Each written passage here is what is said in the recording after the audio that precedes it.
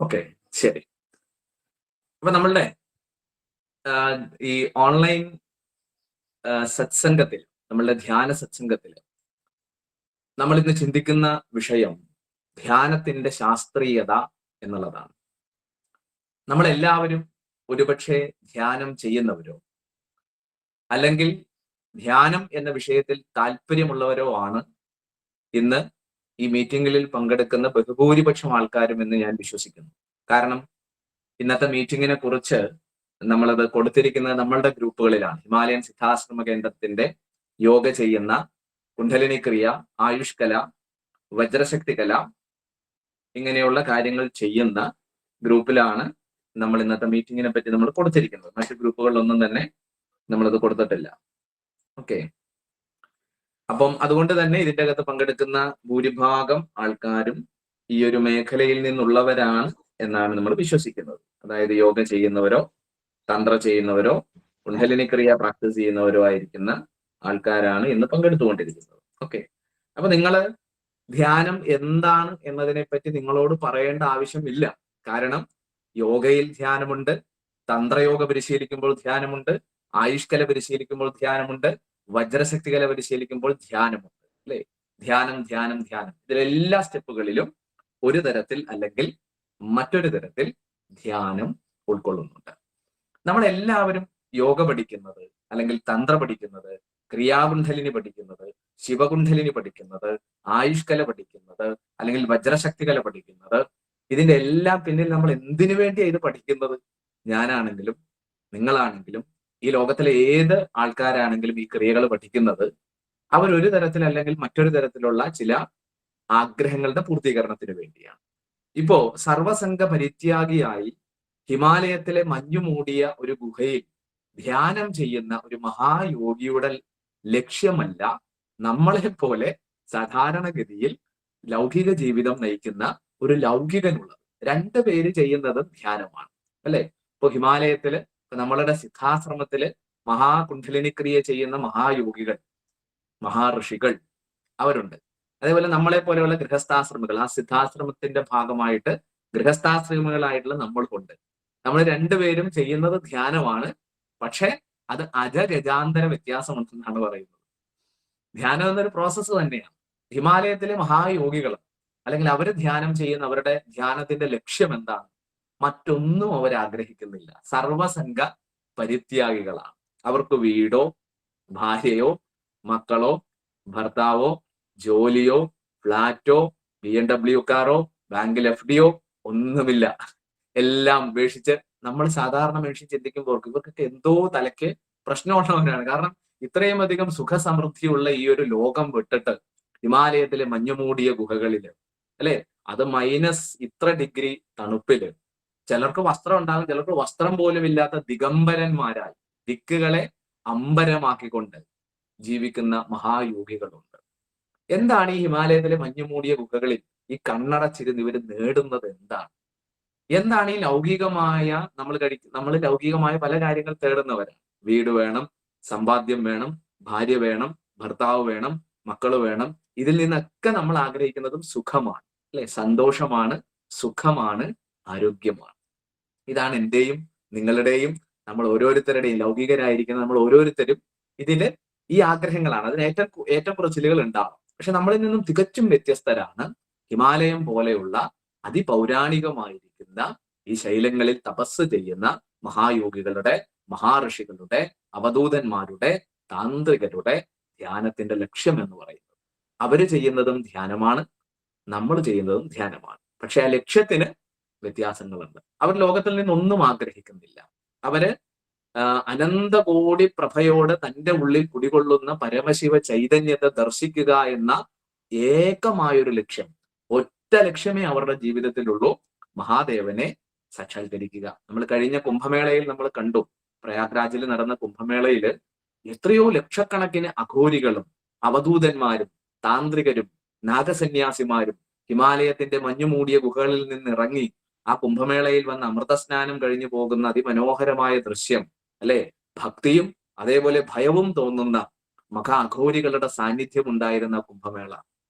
അപ്പൊ നമ്മൾ ആലോചിക്കും, ഇവരൊക്കെ എവിടെയാണ് ഉണ്ടായിരുന്നത്? ഇന്ത്യ ഗവൺമെന്റിന്റെ ഔദ്യോഗിക കണക്ക് അനുസരിച്ച് ഏതാണ്ട് 70,000+ അഘോരികൾ ഉണ്ടെന്നാണ് അവരുടെ ഔദ്യോഗികമായിട്ടുള്ള കണക്ക്. പക്ഷെ അതിലും എത്രയോ ഇരട്ടിയായിരിക്കും ഹിമാലയത്തിലെ ഈ മഞ്ഞുമൂടിയ ഗുഹകളിലും ഒക്കെ തപസ് ചെയ്യുന്നവർ. അവരെ ചിലരെ നമുക്ക് 12 വർഷം കൂടുമ്പോഴോ 6 വർഷം കൂടുമ്പോഴോ ഒക്കെ നടക്കുന്ന ഈ കുംഭമേളകളിലൊക്കെ നമുക്ക് കാണാൻ പറ്റും. 144 വർഷത്തിനിടയിൽ നടന്ന ഈ മഹാകുംഭമേളയിൽ അത്തരത്തിലുള്ള അനേകം അഘോരികളും നാഗസന്യാസിമാരും അവധൂതന്മാരും താന്ത്രികരും ഒക്കെ അവരുടെ മഞ്ഞുമൂടിയ ആ വാസസ്ഥലം വിട്ട് സാധാരണ ലൗകികരായ നമ്മളുടെ ഇടയിലേക്ക് അവര് ഇറങ്ങി വന്നിരുന്നു. അതോടൊപ്പം ഭാരതത്തിന്റെ ഒരു മഹാദൗത്യത്തിന്, സ്പിരിച്വൽ ദൗത്യത്തിന് അവര് തുടക്കം കുറിക്കുകയും ചെയ്തു. അപ്പൊ നമ്മുടെ വിഷയം ധ്യാനമാണ്, ധ്യാനത്തിന്റെ ശാസ്ത്രീയതയാണ്. അപ്പൊ ധ്യാനം ചെയ്യുന്നതിന് പല ലക്ഷ്യങ്ങളുണ്ട് എന്നാണ് ഞാൻ പറഞ്ഞതിന്റെ ചുരുക്കം. നമ്മൾ ലക്ഷ്യമാക്കുന്നത് എന്താണ്? ധ്യാനം ചെയ്യുന്നതിലൂടെ ശാരീരികമായൊരു സുഖം ഉണ്ടാകണം, മാനസികമായ ശാന്തി ഉണ്ടാകണം, മാനസികമായിരിക്കുന്ന ശക്തി ഉണ്ടാകണം, മനസ്സിന് നല്ലൊരു ഊർജ്ജസ്വലത ശരീരത്തെ പോലെ നമുക്ക് ഫീൽ ചെയ്യണം. അതേപോലെ നമ്മുടെ ബുദ്ധി നല്ല സൂക്ഷ്മതയുള്ളതാണ്, നല്ല ഓർമ്മശക്തി ഉണ്ടാകും. ഇപ്പോ ചില കുഞ്ഞുങ്ങൾക്കൊക്കെ നമ്മൾ ക്ലാസ് എടുക്കുന്ന സമയത്ത് അവർ പറയുന്നത്, ഞാൻ പഠിച്ചാൽ പെട്ടെന്ന് മറന്നു പോകും. എന്നെ സംബന്ധിച്ചിടത്തോളം ഞാൻ ധ്യാനം ചെയ്യുന്നത്, അതായത് വിദ്യാർത്ഥികള്, ഉദ്യോഗാർത്ഥികളെ സംബന്ധിച്ചിടത്തോളം PSC coaching, entrance coaching, IAS coaching, ഇതൊക്കെ പഠിക്കുന്ന കുട്ടികൾ ധ്യാനം പഠിക്കാൻ വരാറുണ്ട്. കാരണം അവരെല്ലാവരും ധ്യാനത്തിന്റെ പ്രാധാന്യം അറിയാം നമ്മളെ പോലെ തന്നെ. കാരണം ധ്യാനം ചെയ്താൽ നമ്മളുടെ മെന്റൽ എബിലിറ്റി വർദ്ധിക്കും എന്നുള്ളത് പോലെ തന്നെ നമ്മളുടെ ബ്രെയിനിന്റെ പവർ വികസിപ്പിക്കാൻ കഴിയും എന്നുള്ളത് സയന്റിഫിക്കലി പ്രൂവ്ഡ് ആണ് ധ്യാനം ചെയ്തു കഴിഞ്ഞാൽ എന്നുള്ളത്. അതുകൊണ്ട് തന്നെ ഇന്ന് വളരെ പ്രൊഫഷണൽ ആയിട്ടുള്ള വിവിധ മേഖലകളിൽ ജോലി ചെയ്യുന്നവര്, ഉദ്യോഗാർത്ഥികള്, വിദ്യാർത്ഥികള് അവരുടെ ദിവസത്തിലെ ധ്യാനത്തിനായിട്ട് മാറ്റിവെക്കാറുണ്ട്, അല്ലെ? അപ്പം ഈ രീതിയിൽ ബൗദ്ധികമായ ശേഷി ധ്യാനത്തിലൂടെ നമുക്ക് ഉണ്ടാക്കാൻ പറ്റും എന്നാണ് പറയുക. അപ്പൊ ശാരീരികമായ ഒരു ഊർജ്ജസ്വലത, മാനസികമായ ഒരു ശാന്തി, സന്തോഷം, ആനന്ദം, ആരോഗ്യം, ബുദ്ധിക്കുള്ള ഒരു സൂക്ഷ്മത. പ്രായമായവർ പറയാറുള്ളത്, ഞാൻ പണ്ട് എറണാകുളം ജില്ലയിൽ തൃപ്പൂണിത്തുറ എന്ന് വിളിക്കുന്ന ഒരു സ്ഥലമുണ്ട്, നിങ്ങൾക്കറിയാം. ഈ തൃപ്പൂണിത്തുറയിൽ ഞാൻ കുറെ വർഷങ്ങൾ മുമ്പ് ഞാൻ ചില ക്ലാസ്സുകളിലൊക്കെ പറഞ്ഞിട്ടുണ്ട്. ഞാൻ ക്ലാസ് എടുക്കുന്ന സമയത്ത് അവിടെ ഒരു 74 വയസ്സായ ഒരു അമ്മ, അന്ന് അവിടെ ഒരു ഫ്ലാറ്റിൽ ക്ലാസ് എടുക്കുന്ന സമയത്ത് അമ്മ ധ്യാനം പഠിക്കാനായിട്ട് വന്നു. അത് നമ്മളിപ്പോ പഠിപ്പിക്കുന്ന കുണ്ഡലിനി ക്രിയയല്ല, മറ്റ് മെത്തേഡുകളാണ് പഠിപ്പിക്കുന്നത്. അപ്പൊ ഈ അമ്മ ധ്യാനം പഠിക്കാൻ വന്നത് എന്താണെന്നറിയാം? അമ്മ ആഗ്രഹിക്കുന്നത്, അതാണ് ഓരോരുത്തരും ഓരോ ആഗ്രഹങ്ങളായിട്ടാണ് വന്നത്. അമ്മ ബുദ്ധിപരമായ അമ്മയുടെ ആ ഒരു ഓർമ്മശക്തി വികസിപ്പിക്കണം എന്നുള്ളതാണ്. കാരണം അമ്മയ്ക്ക് പെൻഷൻ കിട്ടുന്ന പൈസ എവിടെയാണ് വെച്ചതെന്ന് മറന്നു പോകുന്നു. പ്രായമാകുമ്പോൾ സംഭവിക്കുന്നതാണ്, അല്ലെ? ഓർമ്മക്കുറവ്, ഡിമെൻഷ്യ, കുറെ കൂടി കൂട്ടി പറഞ്ഞാൽ അൽഷിമേഴ്സ് പോലെയുള്ള സ്മൃതിനാശക രോഗങ്ങൾ ഇന്ന് ആധുനിക കാലഘട്ടത്തില് അത് വളരെയധികം കൂടുന്ന ഒരവസ്ഥയാണ്. നമ്മളുടെ രാഷ്ട്രീയ മേഖലകളിലും വിദ്യാഭ്യാസ വിചക്ഷണരായിരുന്നവർക്കും ഒക്കെ പ്രായമായപ്പോൾ ആ അൽഷിമേഴ്സ് പിടിപെട്ട് അവരാരാണെന്ന് പോലും അവർ മറന്നുപോയിരുന്നു. സ്മൃതിനാശം എന്നാണ് പറയുക. അപ്പൊ ഈ അമ്മ പഠിക്കാൻ വന്നത് അമ്മയ്ക്ക് ഓർമ്മശക്തി കൂട്ടണം, അതിന് എന്തെങ്കിലും മെത്തേഡുകള് യോഗ വഴി പറഞ്ഞു തരാമോ എന്ന് ചോദിച്ചിട്ടാണ് 74 വയസ്സായ അമ്മ വന്നത്. അമ്മ പറഞ്ഞ ഇതാണ്, ഞാൻ എവിടെയാണ് പെൻഷൻ കിട്ടിയ പൈസ വെക്കുന്നതെന്ന് മറന്നു പോകുന്നു. മക്കൾ ചിലപ്പോൾ ചില കാര്യങ്ങളൊക്കെ ഏൽപ്പിച്ചിട്ട് പോകും, പക്ഷെ അത് മറന്നു പോകുന്നു.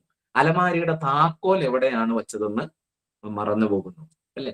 ഭക്ഷണം എടുത്തു വെക്കും, അത് കഴിക്കാൻ പോലും മറന്നു പോകുന്ന അവസ്ഥ അമ്മയ്ക്കുണ്ട്. അതായത് നമ്മൾ ഈ പറയുന്ന അൽഷിമേഴ്സോ അല്ലെങ്കിൽ ഡിമെൻഷ്യയിലേക്കൊക്കെ പോകുന്ന ഒരു അവസ്ഥയാണ്. 74 വയസ്സ്, ഞാനിത് റിയൽ ആയിട്ട് നടന്നൊരു സംഭവം പറയാം. വർഷങ്ങൾക്ക് മുമ്പാണ്, അമ്മ മരിച്ചു പോയി ഇപ്പോ. അപ്പം ഈ അമ്മ നമ്മളുടെ അന്ന് യോഗ പഠിപ്പിക്കാൻ, നമ്മൾ ഹഠയോഗ ക്രിയകളാണ് പഠിപ്പിച്ചുകൊണ്ടിരിക്കുന്നത്. അങ്ങനെ അമ്മ വളരെ ലളിതമായിരിക്കുന്ന, ഇതോടൊപ്പം തന്നെ നമ്മൾ ധ്യാനം പഠിക്കുക എന്ന് പറഞ്ഞാൽ നേരെ ധ്യാനത്തിലേക്ക് പോകുകയല്ല. അതിനു മുമ്പ് സയന്റിഫിക് ആയിട്ട് യോഗയിലെ ഓരോ മെത്തേഡുകൾ ചെറുതായിട്ട് മനസ്സിലാക്കിയിട്ടാണ് ധ്യാനം പോകേണ്ടത്.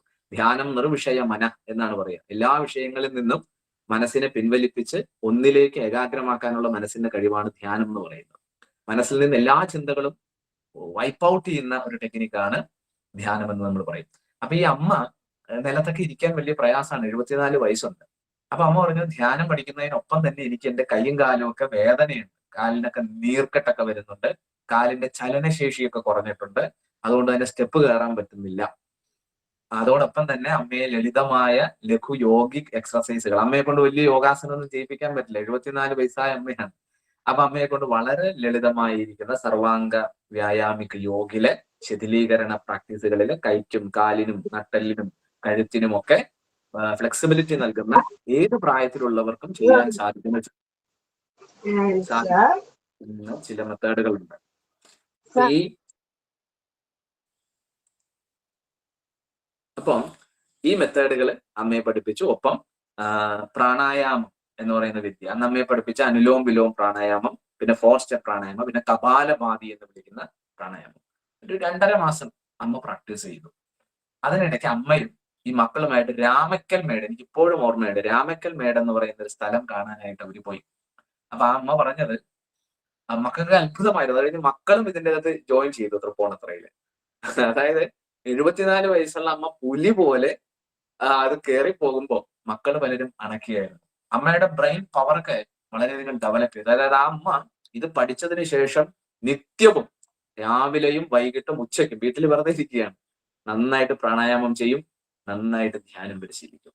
നോക്കൂ, 74 വയസ്സായ അമ്മയ്ക്ക് അല്ലെങ്കിൽ ഒരു ഡിമെൻഷ്യയിലേക്കോ അൽഷിമേഴ്സിലേക്കോ സ്മൃതിനാശത്തിലേക്കോ പോയിക്കൊണ്ടിരുന്ന ഒരു അമ്മ ധ്യാനത്തിലൂടെ അവരുടെ ഓർമ്മശക്തി വികസിപ്പിക്കുക മാത്രമല്ല ചെയ്തത്, ലളിതമായ വ്യായാമങ്ങളിലൂടെ, യോഗിക് എക്സർസൈസുകളിലൂടെ അവരുടെ ശരീരത്തിന്റെ ശേഷി വരെ വർദ്ധിപ്പിച്ചു എന്നുള്ളതാണ്. അല്ല കപാലഭാതിയൊക്കെ ചെയ്യുന്ന കണ്ടാൽ ഇത്ര പെർഫെക്റ്റ് ആയിട്ട് 74 വയസ്സിൽ ഞാൻ ചെയ്യുന്ന ആളെ പിന്നീട് ഞാൻ കണ്ടിട്ടില്ല. അപ്പോ എന്താണ് ശാസ്ത്രീയത എന്ന് ചോദിച്ചാൽ ഇതാണ് ധ്യാനത്തിന്റെ ശാസ്ത്രം. അതായത് ഏത് ഏജിലുള്ളവർക്കും, ഏതാണ്ട് ഒരു 8 വയസ്സിന് മുകളിൽ, 8 വയസ്സിന് മുകളിൽ, കാരണം 8 വയസ്സ് വരെ നാച്ചുറലി കുഞ്ഞുങ്ങൾക്ക് സ്വാഭാവികമായ കാര്യങ്ങൾ കിട്ടിക്കോളും. നമ്മൾ വലിയ യോഗാസനങ്ങളൊന്നും അവരെ പഠിപ്പിക്കേണ്ടതില്ല. എന്നാൽ പ്രാണായാമങ്ങളും മന്ത്രജപങ്ങളും ഒരു 3 വയസ്സ് മുതൽ കുഞ്ഞുങ്ങളെ പഠിപ്പിക്കണം. ലളിതമായ പ്രാണായാമങ്ങൾ പഠിപ്പിക്കാം. വലിയ ശാരീരിക വ്യായാമങ്ങളൊക്കെ കൊടുക്കേണ്ടതില്ല, കാരണം ലൈറ്റ് ആയിട്ട് അവര് കളികളിലൂടെ അവർക്ക് വ്യായാമം ലഭിക്കും ശരീരത്തിന്. പക്ഷെ മസ്റ്റായിട്ട് 3 വയസ്സ് മുതലുള്ള കുഞ്ഞുങ്ങളെ നമ്മൾ നാമം ജപിപ്പിക്കണം, മന്ത്രങ്ങൾ ചൊല്ലിപ്പിക്കണം, സഹസ്രനാമങ്ങൾ കേൾപ്പിക്കണം, ധ്യാനം പഠിപ്പിക്കണം. അപ്പൊ ഞാൻ പറഞ്ഞതിന്റെ ചുരുക്കം, ഈ ശാസ്ത്രീയത എന്താണെന്ന് ചോദിച്ചു കഴിഞ്ഞാൽ, നമ്മള് ഒരു മെഡിസിൻ എടുക്കുമ്പോൾ എന്താണ് അതിന്റെ ശാസ്ത്രീയത എന്ന് പറഞ്ഞാൽ, ഉദാഹരണം നമ്മൾ പല ക്ലാസ്സുകളിലും പറഞ്ഞിട്ടുണ്ട്, ഡോളോ എന്ന് പറയുന്ന ഒരു ഇംഗ്ലീഷ് മരുന്ന്. നമ്മൾ തലവേദന വരുമ്പോഴും ശരീരവേദന വരുമ്പോഴും ഒരു ഡോളോ എടുത്ത് വായിലേക്കിടും, വെള്ളം എടുക്കും, കുടിക്കും, അല്ലെ? കുറച്ച് കഴിയുമ്പോൾ എന്ത് സംഭവിക്കും? നമുക്ക് തലവേദന താൽക്കാലികമായെങ്കിലും ഒരു പെയിൻ കില്ലർ ആയതുകൊണ്ട് അങ്ങോട്ടുള്ള സംവേദനങ്ങളൊക്കെ പോയി നമുക്ക് ഒരു ആശ്വാസം കിട്ടും, അല്ലെ? ശരീരവേദനയൊക്കെ പോകും എന്നാണ് പറയാ. അപ്പൊ അതുകൊണ്ട് ഡോളോ കഴിച്ചാൽ എന്റെ തലവേദന മാറും, ശരീരവേദന മാറും എന്നുള്ളത് തെളിയിക്കപ്പെട്ടതാണ്. അതാണ് ഡോളോ മരുന്ന് ഉപയോഗിക്കുന്നതിന്റെ ശാസ്ത്രീയത. അല്ലെങ്കിൽ ഏത് മെഡിസിനും ആട്ടെ, ഞാൻ ജസ്റ്റ് ഒരു ഉദാഹരണം പറഞ്ഞിട്ടേ ഉള്ളൂ.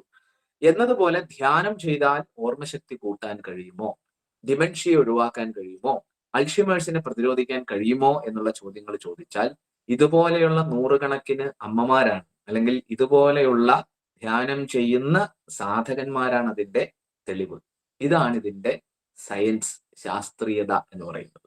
അതായത് നിങ്ങൾ ധ്യാനം ചെയ്യുമ്പോൾ നിങ്ങൾക്ക് ശാരീരികമായി ഊർജ്ജസ്വലത ഉണ്ടാകുന്നുണ്ടോ, മാനസികമായ ശക്തിയും ശാന്തിയും ആനന്ദവും ഫീൽ ചെയ്യുന്നുണ്ടോ, ബുദ്ധി കൂടുതൽ ഷാർപ്പാകുന്നുണ്ടോ, നിങ്ങളുടെ ഉള്ളിലെ ഷഡാധാര ചക്രങ്ങളിൽ, കുണ്ഡലിനി ശക്തിയിൽ, അല്ലെങ്കിൽ ബാഹ്യമായി നട്ടലിൽ അതിന്റെ വൈബ്രേഷൻ, അതിന്റെ സെൻസേഷൻ, അതിന്റെ സാന്നിധ്യം ഒന്നുമില്ലെങ്കിലും എന്നിൽ എന്തോ പോസിറ്റീവായ ക്രിയേറ്റീവായ ഒരു മാറ്റം ഉണ്ടാകുന്നുണ്ടോ എങ്കിൽ അതാണ് ധ്യാനത്തിന്റെ ശാസ്ത്രീയത എന്ന് പറയുന്നത്. അപ്പൊ ധ്യാനത്തെ പറ്റി ഞാൻ ഒരുപാട് നോട്ടുകൾ എഴുതി വെച്ചിട്ടുണ്ട്. പക്ഷെ ഈ നോട്ടുകൾ ഇന്ന് പറഞ്ഞാൽ നമ്മൾ ഇന്ന് 2 മണിയായാലും നമ്മളുടെ ക്ലാസ് തീരില്ല. അപ്പൊ നമ്മൾ എന്ത് പറയുമ്പോഴും അതിനൊരു സയൻസ് വേണം എന്നാണ് നമ്മൾ പറയാറുള്ളത്, അല്ലെ? ഈ ധ്യാനം ചെയ്താൽ എന്തെങ്കിലും മാറ്റങ്ങൾ ഉണ്ടാകുമോ എന്ന് ഇന്നത്തെ ആധുനിക കാല സയന്റിസ്റ്റുകൾ ഇതിൽ എന്തെങ്കിലും പഠനങ്ങൾ നടന്നിട്ടുണ്ടോ, അല്ലെങ്കിൽ ധ്യാനം ചെയ്താൽ ഇത്തരത്തിൽ മാറ്റം ഉണ്ടാകും എന്നുള്ളതിന്റെ തെളിവുകൾ എന്താണ് എന്ന് നമ്മൾ പലപ്പോഴും ചിന്തിക്കാറുണ്ട്. അപ്പൊ ഇതില് ബിങ് ഹേ എന്ന് വിളിക്കുന്ന ഒരു ന്യൂറോ എഞ്ചിനീയർ ആയിരിക്കുന്ന, കർണക്കി വെലോ യൂണിവേഴ്സിറ്റിയിൽ ഒരു ന്യൂറോ എഞ്ചിനീയർ ആയിരിക്കുന്ന ഒരാൾ നടത്തിയ പഠനങ്ങൾ ഗൂഗിൾ ചെയ്താലൊക്കെ നമുക്ക് കാണാൻ കഴിയും. അദ്ദേഹം ഒരിക്കലും അദ്ദേഹത്തിന്റെ ചില സുഹൃത്തുക്കൾ അദ്ദേഹത്തോട് പറഞ്ഞു, നമ്മുടെ നാട്ടിൽ ഒരു ഡോക്ടറുണ്ട്, ഈ ഡോക്ടറിന്റെ അടുത്ത് എന്ത് രോഗവുമായിട്ട് ചെന്ന് കഴിഞ്ഞാലും ഡോക്ടർ മരുന്ന് കൊടുക്കുന്നതിനൊപ്പം തന്നെ അവർക്കൊരു മെഡിറ്റേഷൻ ടെക്നിക്ക് പഠിപ്പിച്ചു കൊടുക്കും. അദ്ദേഹം പഠിപ്പിച്ചു കൊടുത്ത മെത്തേഡിന്റെ പേര് ആനാപാനസതി അല്ലെങ്കിൽ വിപശന എന്നുള്ളതാണ്. ശരിക്കും ആനാപാനസതി അല്ലെങ്കിൽ വിപശന എന്ന് പറയുന്നത് ഭാരതത്തിൽ നിന്ന് പോയ ഒരു വിദ്യയാണ്. ശിവോഹം ധ്യാന വിദ്യയുടെ, ധ്യാനത്തിലെ ശ്വാസധ്യാന വിദ്യയുടെ, ശിവോഹം ധ്യാന വിദ്യയുടെ ഭാഗമാണ് ഇന്ന് ടിബറ്റൻ ബുദ്ധിസത്തിലൊക്കെ ഇന്ന് നമ്മൾ പ്രാക്ടീസ് ചെയ്യുന്ന ആനാപാനസതി എന്ന് നമ്മൾ പറയും. അതിന്റെ ബേസിക് മൂലരൂപം ഭാരതത്തിൽ നിന്ന് പോയതാണ്. അത് സിമ്പിളായൊരു മെത്തേഡാണ്. ശ്വാസത്തെ നിരീക്ഷിക്കുക. കണ്ണടച്ച് നട്ടെല്ല് നിവർത്തി പുഞ്ചിരിയോടെ ഇരുന്ന് കയറുന്ന ശ്വാസത്തെ അറിയുക, പുറത്തേക്ക് പോകുന്ന ശ്വാസത്തെ അറിയുക. നമുക്ക് തോന്നുന്നു നിസാര പണിയാണെന്ന് തോന്നും. നിങ്ങൾ ഒന്ന് ശ്രമിച്ചു നോക്കൂ, ഒരു 10 മിനിറ്റ്. നമ്മൾ ഒരു ശ്വാസത്തെ ശ്രദ്ധിക്കാൻ തുടങ്ങുമ്പോൾ മനസ്സിൽ ഒരുപാട് ചിന്തകൾ വരും. പിന്നെ ശ്വാസത്തെ മറന്നു പോകും, നമ്മൾ ചിന്തകളുടെ പുറകെ പോകും. എന്താ വേണ്ടത്? ചിന്തകൾ മറക്കണം, നമ്മളെ മറക്കണം, ശരീരത്തെ മറക്കണം, മനസ്സിനെ മറക്കണം, നമ്മൾ ശ്വാസമായി മാറണം എന്നാണ് ഈ വിപശ്യന വിദ്യ പറയുന്നത്. ഇത് ഭാരതത്തിലേക്ക് വന്നു കഴിഞ്ഞാൽ ഇതിന് സമാനമായ അനേകം ശ്വാസധ്യാന വിദ്യകൾ കാണാം. പ്രാണവിദ്യയുടെ ടെക്നിക്കുകള്, ഹംസധ്യാന വിദ്യ, സോഹം ധ്യാന വിദ്യ, പഞ്ചാക്ഷരി ധ്യാന വിദ്യ, ശിവോഹം ധ്യാന വിദ്യ, ഇതെല്ലാം ശ്വാസവുമായി ബന്ധപ്പെട്ട മെത്തേഡുകളാണ്. ഇതിൽ നിന്നാണ് ഗൗതമ സിദ്ധാർത്ഥൻ ഉപയോഗിച്ച ആനാപാന സതി വിപശ്യന മെത്തേഡ് ഉണ്ടായത്. അങ്ങനെയാണ് ഗൗതമ സിദ്ധാർത്ഥൻ എന്ന രാജകുമാരൻ ശ്രീബുദ്ധനായി മാറിയത്. ഇത്തരത്തിൽ അനേകം ശ്രീബുദ്ധന്മാരെ ബുദ്ധന് മുമ്പും സൃഷ്ടിച്ചത് ഭാരതമാണ്. ഇന്ന് ലോകത്ത് കാണുന്ന ആധ്യാത്മിക വിദ്യകളുടെ എല്ലാം ഈറ്റില്ലം എന്ന് പറയുന്നത്, ഈ ടെക്നിക്കുകളുടെ എല്ലാം മൂലരൂപം നമ്മളുടെ ഭാരതത്തിന്റെ യോഗ തന്ത്രശാസ്ത്രങ്ങളിലാണ് നമുക്ക് കാണാൻ കഴിയും. അപ്പൊ നമുക്ക് അതിലേക്ക് വരാം. അപ്പോ നമ്മൾ ഈ പറയുന്ന ബിൻ ഹേ നടത്തിയ ഒരു പഠനത്തിൽ അദ്ദേഹത്തിന്റെ നാട്ടിലുള്ള ഒരു ഡോക്ടർ ഇത്തരത്തിൽ വരുന്ന രോഗികൾക്ക് മെഡിസിൻ കൊടുക്കുന്നതിനൊപ്പം അവർക്കൊരു മാനസികമായി കൗൺസിലിംഗ് കൊടുക്കുകയും അവരെ ഈ ആനാപാന സതി അല്ലെങ്കിൽ വിപശ്യന പോലെ ശ്വാസത്തെ നിരീക്ഷിക്കുന്ന ഒരു ടെക്നിക്കും പറഞ്ഞു കൊടുത്തു. എന്നിട്ട് അവസാനം ഒരു സങ്കല്പവും കൊടുത്തു. ഞാൻ നമ്മളിപ്പോ വജ്രശക്തികല ചെയ്യുന്ന നിങ്ങൾക്കൊക്കെ അറിയാം അല്ലെ, നമ്മൾ പറയാറുണ്ട് ഞാൻ പൂർണ്ണ ഊർജ്ജസ്വലനാണ്, ആരോഗ്യവാനാണ്, ആനന്ദവാനാണെന്ന് നമ്മൾ വജ്രശക്തികലയിൽ പറയും. നാം എന്താണോ നിരന്തരമായി ചിന്തിക്കുന്നത്, നമ്മളുടെ മൈൻഡിലേക്ക്, നമ്മളുടെ ബ്രെയിനിലേക്ക് നമ്മൾ നിരന്തരമായി എന്താണോ ഇൻപുട്ടായി കൊടുക്കുന്നത്, അതാണ് ഔട്ട്പുട്ടായി നമ്മളുടെ മൈൻഡിൽ നിന്ന്, നമ്മളുടെ ബ്രെയിനിൽ നിന്ന് വരുന്നത്. ഞാൻ ഊർജ്ജസ്വലനാണ്, ആരോഗ്യവാനാണ്, ആനന്ദവാനാണെന്ന ചിന്ത സദാ ഉള്ളിലേക്ക് കൊടുത്താൽ മനസ്സും ശരീരവും ബോധതലവും ന്യൂറോ സിസ്റ്റവും നമ്മളുടെ ഹോർമോൺ പ്രവർത്തനങ്ങൾ പോലും ഊർജ്ജസ്വലവും ആരോഗ്യകരവും ആനന്ദകരവുമായിരിക്കും. നാം എന്ത് ചിന്തിക്കുന്നു നാം അതായി തീരുന്നു എന്നുള്ളതാണ് പ്രകൃതി നിയമം. നാം എന്താണോ നിരന്തരമായി ചിന്തിക്കുന്നത് നാം അതായി തീരുന്നു. നമ്മൾ എന്താണ് നിരന്തരമായി കണ്ണുകൊണ്ട് കാണുന്നത്, എന്താണ് നിരന്തരമായി ചെവിയിലൂടെ കേൾക്കുന്നത്, എന്ത് ഗന്ധമാണ് നമ്മൾ അനുഭവിക്കുന്നത്, എന്താണ് നമ്മൾ രുചിക്കുന്നത്, എന്താണ് നമ്മൾ സ്പർശിക്കുന്നത്, അതായത് 5 ഇന്ദ്രിയങ്ങളിലൂടെ കണ്ണ്, മൂക്ക്, നാക്ക്, ചെവി, ത്വക്ക് എന്നൊക്കെ നമ്മൾ പറയും അല്ലെ. കണ്ണ് കാഴ്ച, ചെവി കേൾവി, മൂക്ക് ഗന്ധം, നാവ് രുചി, ത്വക്ക് സ്പർശനം. ഇതിലൂടെയാണ് നമ്മൾ ഈ ലോകത്തെ പറ്റിയുള്ള അറിവുണ്ടായത്. നമ്മൾ പല ക്ലാസ്സുകളിലും പറഞ്ഞിട്ടുണ്ട്, കഴിഞ്ഞിടയ്ക്ക് ചെയ്ത വീഡിയോയിലും പറഞ്ഞു. ഒരു പ്രകൃതി സൗന്ദര്യം, നമ്മൾ കാശ്മീരിലേക്ക് യാത്ര ചെയ്യുന്നു, അല്ലെങ്കിൽ നമ്മൾ തേക്കടിയിലേക്ക് നമ്മൾ യാത്ര ചെയ്യുന്നു, ഊട്ടിയിലേക്ക് യാത്ര ചെയ്യുന്നു, ഇല്ലെങ്കിൽ നമ്മൾ സ്വിറ്റ്സർലൻഡിലേക്ക് യാത്ര ചെയ്യുന്നു. എന്തിനാ ഈ യാത്രയ്ക്കൊക്കെ പോകുന്നത്? കണ്ണുകൊണ്ട് അതിമനോഹരമായ കാഴ്ചകൾ കാണുവാനും ആ കാഴ്ചകൾ കൊണ്ട് മനസ്സിന് ആനന്ദം കിട്ടുവാനാണ് നമ്മൾ കാഴ്ച പോകുന്നത് അല്ലെ. നമ്മളൊരു ദുരന്ത സ്ഥലത്തേക്ക് നമ്മൾ പോകാറില്ല അല്ലെ. വലിയൊരു ദുരന്തം നടന്നൊരു സ്ഥലത്തേക്ക് പോകാൻ നമ്മൾ താല്പര്യപ്പെടാറില്ല. കാരണം ആ കാഴ്ച നമ്മളുടെ മനസ്സിനെ വേദനിപ്പിക്കുന്നതാണ്, ദുഃഖിപ്പിക്കുന്നതാണ്.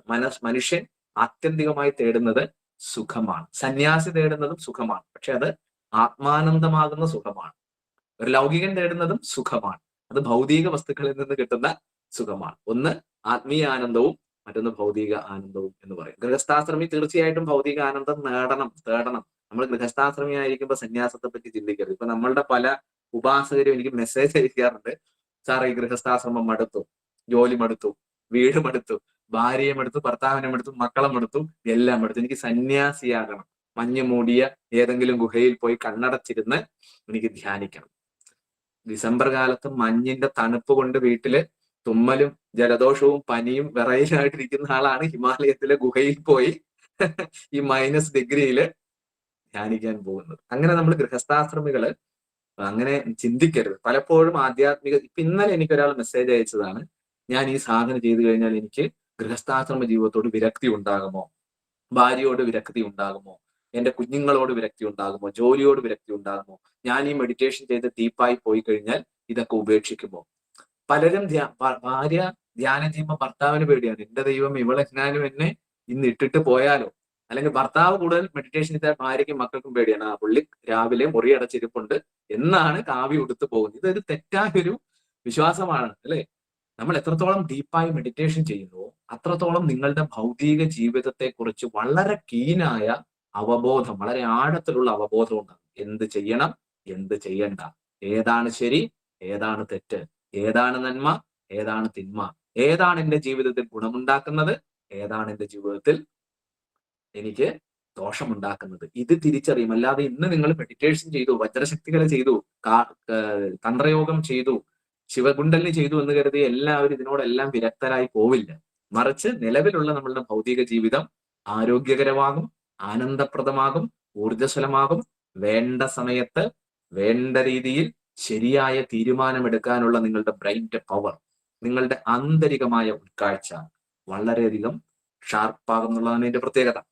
അപ്പൊ നമ്മൾ സന്യാസിയാക്കാനുള്ള, നിങ്ങൾ പലപ്പോഴും ഈ ഗൃഹസ്ഥാശ്രമ ജീവിതം നയിക്കുന്ന ധാരാളം നമ്മളുടെ ഉപാസകർക്ക് പറ്റുന്ന ഒരു തെറ്റിദ്ധാരണയാണ് നമ്മൾ ഇത് ചെയ്തു കഴിഞ്ഞാൽ സന്യാസിയായി പോകുമെന്ന്.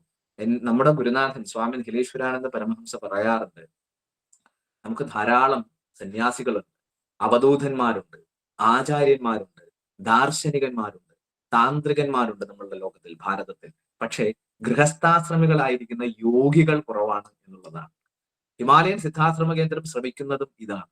ഗൃഹസ്ഥാശ്രമികളായ, കുടുംബസ്ഥരായ നല്ല യോഗികളെ ഉണ്ടാക്കുക. അച്ഛനും അമ്മയും മെഡിറ്റേഷൻ ചെയ്യുന്ന, യോഗ ചെയ്യുന്ന, തന്ത്ര ചെയ്യുന്ന പാരമ്പര്യമുള്ള ഒരു അച്ഛനും അമ്മയ്ക്കും ജനിക്കുന്ന കുഞ്ഞ്, അവരുടെ ജീനിലൂടെ അവന്റെ ഉള്ളിലും ഈ മെഡിറ്റേഷന്റെ, ധ്യാനത്തിന്റെ ശക്തി ചൈതന്യങ്ങൾ ഉണ്ടായിരിക്കും. അങ്ങനെയുള്ള തലമുറകൾ ഇനി സൃഷ്ടിക്കപ്പെടണം, സത്സന്താനങ്ങൾ ജനിക്കണം എന്നാണ് പറയുന്നത്. അതുകൊണ്ട് ഗൃഹസ്ഥാശ്രമങ്ങളായി യോഗിയെ സൃഷ്ടിക്കലാണ് ഹിമാലയൻ സിദ്ധാശ്രമ കേന്ദ്രത്തിന്റെ സത്യം പറഞ്ഞാലുള്ള നമ്മളെ കൂടുതൽ പ്രവർത്തന മേഖല. അതുകൊണ്ട് നമ്മുടെ കൂട്ടത്തിലുള്ള എല്ലാവരും വിവാഹിതരാവുകയും അവർക്ക് സത്സന്താനങ്ങൾ ജനിക്കുകയും അവരെ നല്ല മാതൃകാ കുടുംബമാക്കി നമുക്ക് കൊണ്ടുപോകാൻ പറ്റും. ഇപ്പൊ പിള്ളേരുണ്ട്, തോന്നണ പോലെയാണ് വളരുന്നത്, നമ്മളുടെ കൺട്രോളിലല്ല, അല്ലെ? നമ്മൾ സമകാലീന സമൂഹത്തിൽ മദ്യത്തിന്റെയും മയക്കുമരുന്നിന്റെയും രാസലഹരിയുടെയും ഒക്കെ ഉപയോഗങ്ങൾ വർദ്ധിച്ചു വരുന്ന ഒരു കാലഘട്ടത്തിലാണ് ജീവിക്കുക. നമ്മളുടെ മകൻ, നമ്മളുടെ മകൾ, നമ്മളുടെ ചെറുമകൻ, ചെറുമകൾ, അല്ലെങ്കിൽ നമ്മളുടെ അടുത്ത ബന്ധു സുഹൃത്തിന്റെ മക്കൾ, ഇവരൊക്കെ ഇന്ന് കോളേജുകളിൽ പോകുമ്പോഴൊക്കെ നമ്മളുടെ ഉള്ളിൽ തീയാണ്. ഇന്നും നമ്മൾ വളരെ ദുഃഖകരമായ ഒരു വാർത്ത, ഇന്നും രാവിലെ നമ്മൾ പത്രമാധ്യമങ്ങളിൽ കൊണ്ടു ഒരു കുഞ്ഞിന്റെ വാർത്ത കഴിഞ്ഞ ദിവസങ്ങളിലായി കേരളത്തിൽ സംഭവിച്ചു കൊണ്ടിരിക്കുകയാണ്. എന്തുകൊണ്ടാണ് ഇങ്ങനെ സംഭവിക്കുന്നതെന്നറിയാം? ഇതാണ് മനോനിയന്ത്രണം ഇല്ലായ്മ. മനസ്സ് ശാന്തമാകാത്ത, ശക്തമാകാത്ത, ഊർജ്ജസ്വലമാകാത്ത ഒരു മനസ്സ്, അലസമായ മനസ്സ് പലപ്പോഴും ചെകുത്താന്റെ പണിപ്പുരയായി മാറുന്നു എന്നുള്ളതാണ്. ആ ചെകുത്താനിസം മനസ്സിൽ കയറുമ്പോഴാണ് ഇത്തരത്തിൽ അതിക്രൂരമായ കാര്യങ്ങൾ മനുഷ്യൻ ചെയ്തു പോകുന്നത്. മനുഷ്യനിൽ നല്ലതുമുണ്ട്, ചീത്തയുമുണ്ട്. മനുഷ്യനിൽ ദേവനുമുണ്ട്, മനുഷ്യനിൽ അസുരഭാവവും ഉണ്ടെന്നാണ് പറയുക. അപ്പൊ ആസുരികതയെ കുറച്ച് നമ്മുടെ ഉള്ളിലെ ദൈവിക ഭാവത്തെ വളർത്തലാണ്, ഉയർത്തലാണ് സാധന എന്ന് പറയും. അപ്പൊ ഗൃഹസ്ഥാശ്രമികളായിരിക്കുന്നവര് ഒരിക്കലും ഗൃഹസ്ഥാശ്രമം ഉപേക്ഷിക്കേണ്ടതില്ല. നിങ്ങൾ മെഡിറ്റേഷൻ ചെയ്താൽ ഇതിൽ നിന്ന് ഒരിക്കലും പോകില്ല. നിങ്ങൾ ഇപ്പൊ ഇത് കേൾക്കുന്നവരുണ്ടെങ്കിൽ ഭാര്യയെ പറ്റി പേടിക്കേണ്ടതില്ല, ഭർത്താവിനെ പറ്റി പേടിക്കേണ്ടതില്ല. ഹിമാലയൻ സിദ്ധാശ്രമ കേന്ദ്രത്തിന്റെ മെഡിറ്റേഷനുകൾ ചെയ്താൽ നിങ്ങൾക്ക് നിങ്ങളുടെ ഭൗതിക ജീവിതവും ഐശ്വര്യപ്രദമാക്കാനായിട്ട് സാധിക്കുക. അപ്പോ സയൻസ് ഓഫ് മെഡിറ്റേഷൻ എന്ന് പറഞ്ഞു കഴിഞ്ഞാൽ നമ്മളുടെ ശരീരത്തെയും മനസ്സിനെയും നമ്മളുടെ ബുദ്ധിയെയും നമ്മുടെ ഉള്ളിലെ ആത്മതലത്തെയും ഉയർത്തുന്ന ധ്യാനമാണ് സയന്റിഫിക് ആയ ധ്യാനം എന്ന് നമ്മൾ പറയും. അപ്പോൾ ഈ ബിൻ ഹേ നടത്തിയ പഠനത്തെ പറ്റിയാണ് നമ്മൾ പറഞ്ഞത്. ബിൻ ഹേ ഇത്തരത്തില് ടിബറ്റൻ ഈ പറഞ്ഞ ഒരു അദ്ദേഹത്തിന്റെ നാട്ടിലെ ഡോക്ടറുടെ അടുത്ത് വരുന്ന പല രോഗികളെയും ഇദ്ദേഹം മെഡിസിൻ കൊടുക്കുന്നു, ഒപ്പം ധ്യാനവും പഠിപ്പിക്കുന്നു. അവരുടെയൊക്കെ രോഗം അത്ഭുതകരമായിട്ട് മാറിയിട്ടുണ്ട്. അപ്പൊ അദ്ദേഹം ഈ ഡോക്ടറെ കൺസൾട്ട് ചെയ്തു. അപ്പൊ ഡോക്ടർ പറഞ്ഞു, ഞാൻ ഇത് പഠിച്ചത് ടിബറ്റിലെ ലാമമാരിൽ നിന്നാണ്. അങ്ങനെ ബിൻ ഹേ ടിബറ്റൻ ലാമമാരെ കുറിച്ച് പഠിക്കാനായിട്ട് ടിബറ്റിലേക്ക് ഒരു സംഘവുമായിട്ട് ബിൻ ഹേ പോവുകയാണ്. അങ്ങനെ ടിബറ്റിലെ ഒരു ലാമ, ഒരു സന്യാസി സമൂഹത്തിൽ ബിൻ ഹേ എത്തുകയും അദ്ദേഹം പറഞ്ഞു, 5 വർഷമായി സ്ഥിരമായി മെഡിറ്റേഷൻ ചെയ്യുന്ന, 5 വർഷമായി മെഡിറ്റേഷൻ. ചന്ദ്രൻ സാറിന്റെ ഓഡിയോ ആണ്, ചന്ദ്രൻ EK ഓഡിയോ ഒന്ന് കേട്ടു.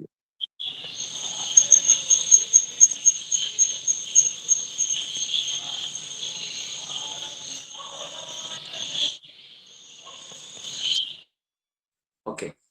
അപ്പം അങ്ങനെ 5 വർഷമായി സ്ഥിരമായി മെഡിറ്റേഷൻ ചെയ്യുന്ന ടിബറ്റൻ ലാമമാർക്കിടയിൽ ബിൻ ഹേ വളരെ ശാസ്ത്രീയമായ ചില ഉപകരണങ്ങൾ വെച്ചുകൊണ്ട് നമ്മളുടെ ബ്രെയിൻ വേവ് ലെങ്ത് ഒക്കെ അളക്കുന്ന പലതരത്തിലുള്ള ഉപകരണങ്ങൾ ഇന്ന് ലഭ്യമാണ്. ഇപ്പൊ നിങ്ങൾക്ക് വളരെ കേട്ടിട്ടുള്ള ഒന്നാണ് EEG പോലെയുള്ള സംഭവങ്ങൾ. അങ്ങനെ കുറെ ഉപകരണങ്ങളുണ്ട്.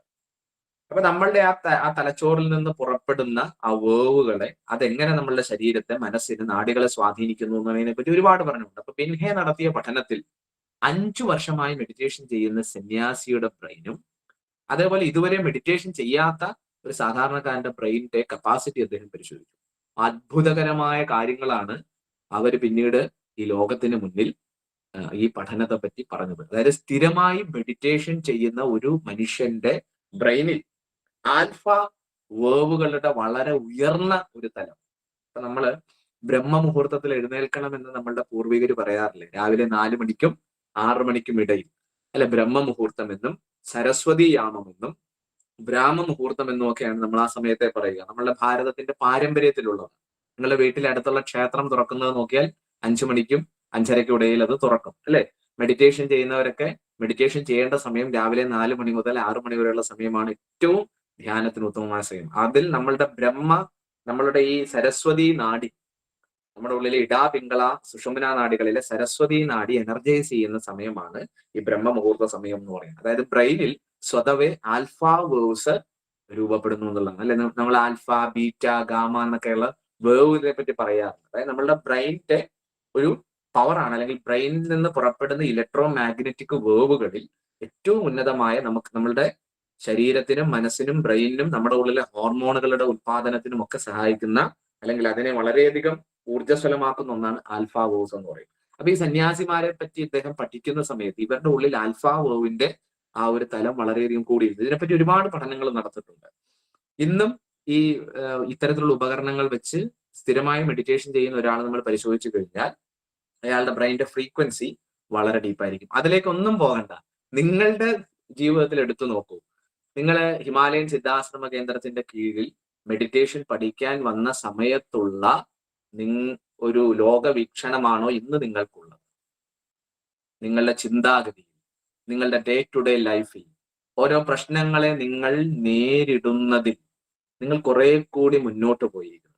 കുറെ കൂടി ഉള്ളിലൊരു അവബോധം, കുറെ കൂടി ഈശ്വരന്റെ, ഗുരുക്കന്മാരുടെ സാന്നിധ്യം, നമ്മുടെ ഉള്ളിലെ ആ ഒരു സ്പിരിച്വൽ എനർജിയുടെ ആ ഒരു നിറവ് സ്ഥിരമായിട്ട് പ്രാക്ടീസ് ചെയ്യുന്നവർക്ക് ഉണ്ടാകുന്നുണ്ട്. അപ്പൊ നമ്മൾ ഈ ഒരുപാട് സയൻസിലേക്കൊന്നും പോകണ്ട. സയൻസ് എന്ന് പറഞ്ഞാൽ സ്വയമേവ അനുഭവം വന്നാലേ അത് ശാസ്ത്രീയമാകും അല്ലെ? മെഡിറ്റേഷൻ ചെയ്യാത്ത ഒരാളോട് നമ്മൾ മെഡിറ്റേഷന്റെ ഗുണങ്ങളെ പറ്റി പറഞ്ഞാൽ അയാൾ എത്രത്തോളം വിശ്വസിക്കുമെന്നറിയില്ല. നമ്മൾ എപ്പോഴും പറയാനുള്ള ഒരു ഉദാഹരണമുണ്ട്. പഞ്ചസാര കഴിക്കാത്ത ഒരാളോട് നമ്മൾ പഞ്ചസാരയെ കുറിച്ച് പറഞ്ഞുകൊണ്ടിരുന്നാൽ അയാൾ വിശ്വസിക്കണമെന്നില്ല. അയാൾ ഒരുപക്ഷെ വെള്ളാരം മണലുകൾ നിറഞ്ഞൊരു പ്രദേശത്ത് ജീവിക്കുന്ന ആളായിരിക്കും. പുള്ളി പറയും, ഇതെന്റെ നാട്ടിലും ഉണ്ടല്ലോ ഒരുപാട് വെള്ളാരം മണലുകളുണ്ട്. പക്ഷെ നമ്മൾ പറയാൻ ഇത് വെള്ളാരം മണലല്ല, ഇത് പഞ്ചസാരയാണ്, ഇത് കരിമ്പിൽ നിന്ന് നമ്മൾ പ്രോസസ് ചെയ്തെടുക്കുന്നതാണ്, ഇതിന് മധുരമാണ് എന്ന് പറഞ്ഞ് അവന്റെ കയ്യിൽ കൊടുത്താലും അവനത് അറിയാൻ കഴിയണമെന്നില്ല. അത് എവിടെ വെച്ച് അനുഭവിക്കുമ്പോഴാണ്, ഉള്ളിൽ നാവിൽ വെച്ച് രുചിക്കുമ്പോഴാണ് ഇത് വെള്ളാരം മണലല്ല, ഇത് പഞ്ചസാരയാണ്, ഇതിന് മധുരമുള്ളതാണെന്ന് തിരിച്ചറിവുണ്ടാകുന്നത്.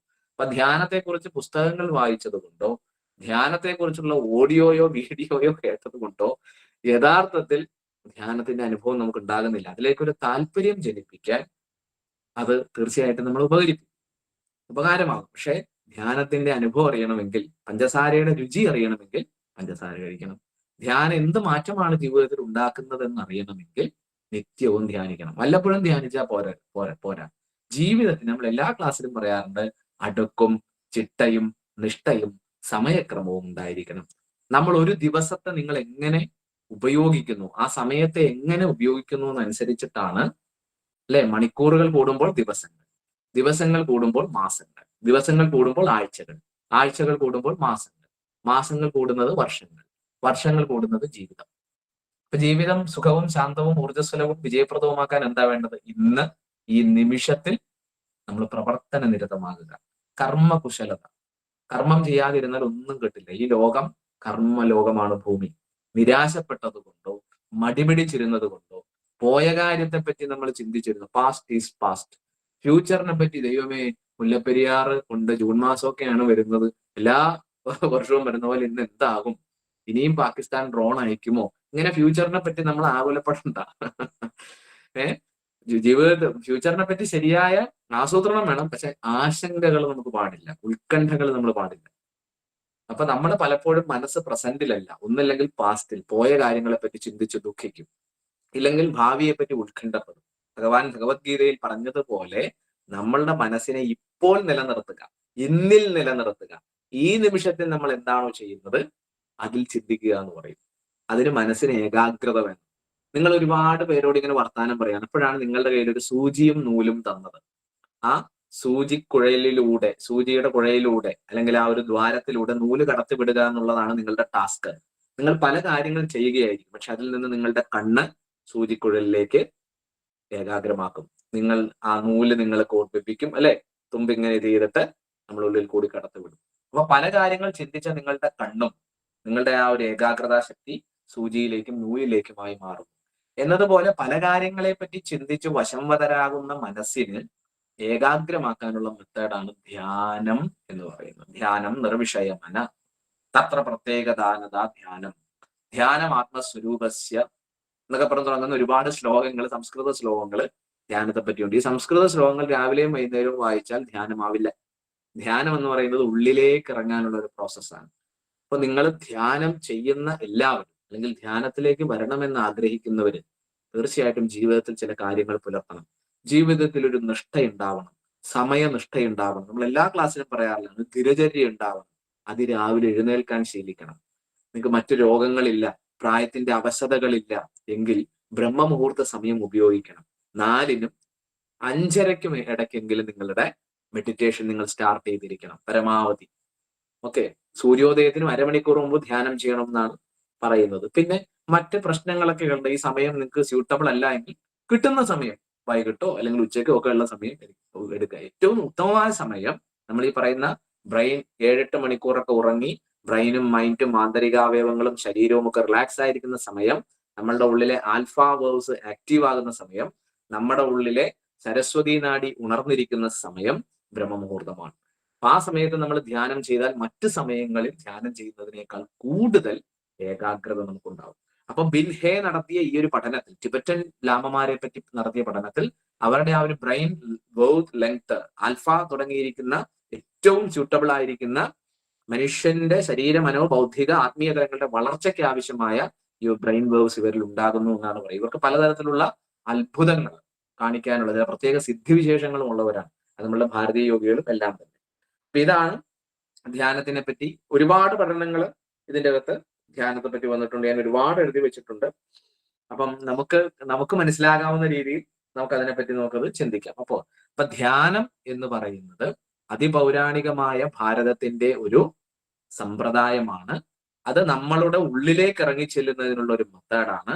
ശാരീരികമായി നമ്മളെ ഊർജ്ജസ്വലരാക്കാനും മാനസികമായി ശാന്തവും ശക്തവുമായ ഒരു മനസ്സിന്റെ ഉടമയാക്കി മാറ്റാനും നമ്മുടെ ഉള്ളിലെ നെഗറ്റീവ് വിചാരങ്ങളെയും അധമ ചിന്തകളെയും ഒഴിവാക്കി നമ്മളുടെ മനസ്സിൽ പോസിറ്റീവായ ചിന്താഗതികൾ നിറയ്ക്കാനും ഡിമെൻഷ്യ, അൾഷിമേഴ്സ്, സ്മൃതിനാശം പോലെയുള്ള ബ്രെയിനുമായി ബന്ധപ്പെട്ട, ഓർമ്മയുമായി ബന്ധപ്പെട്ട രോഗങ്ങളെ പ്രതിരോധിക്കാനും നമ്മളുടെ ഓർമ്മശക്തിയെ വികസിപ്പിക്കാനും ആത്യന്തികമായി നമ്മുടെ ഉള്ളിൽ കുടികൊള്ളുന്ന ആസ്ട്രൽ ബോഡിയിലെ ഷഡാധാര ചക്രങ്ങളെ, കുണ്ഡലിനി ശക്തിയെ ഉണർത്താനും ഉയർത്താനും നമ്മളെ സഹായിക്കുന്ന ഒരു മെത്തേഡാണ് ധ്യാനം എന്ന് പറയുന്നത്.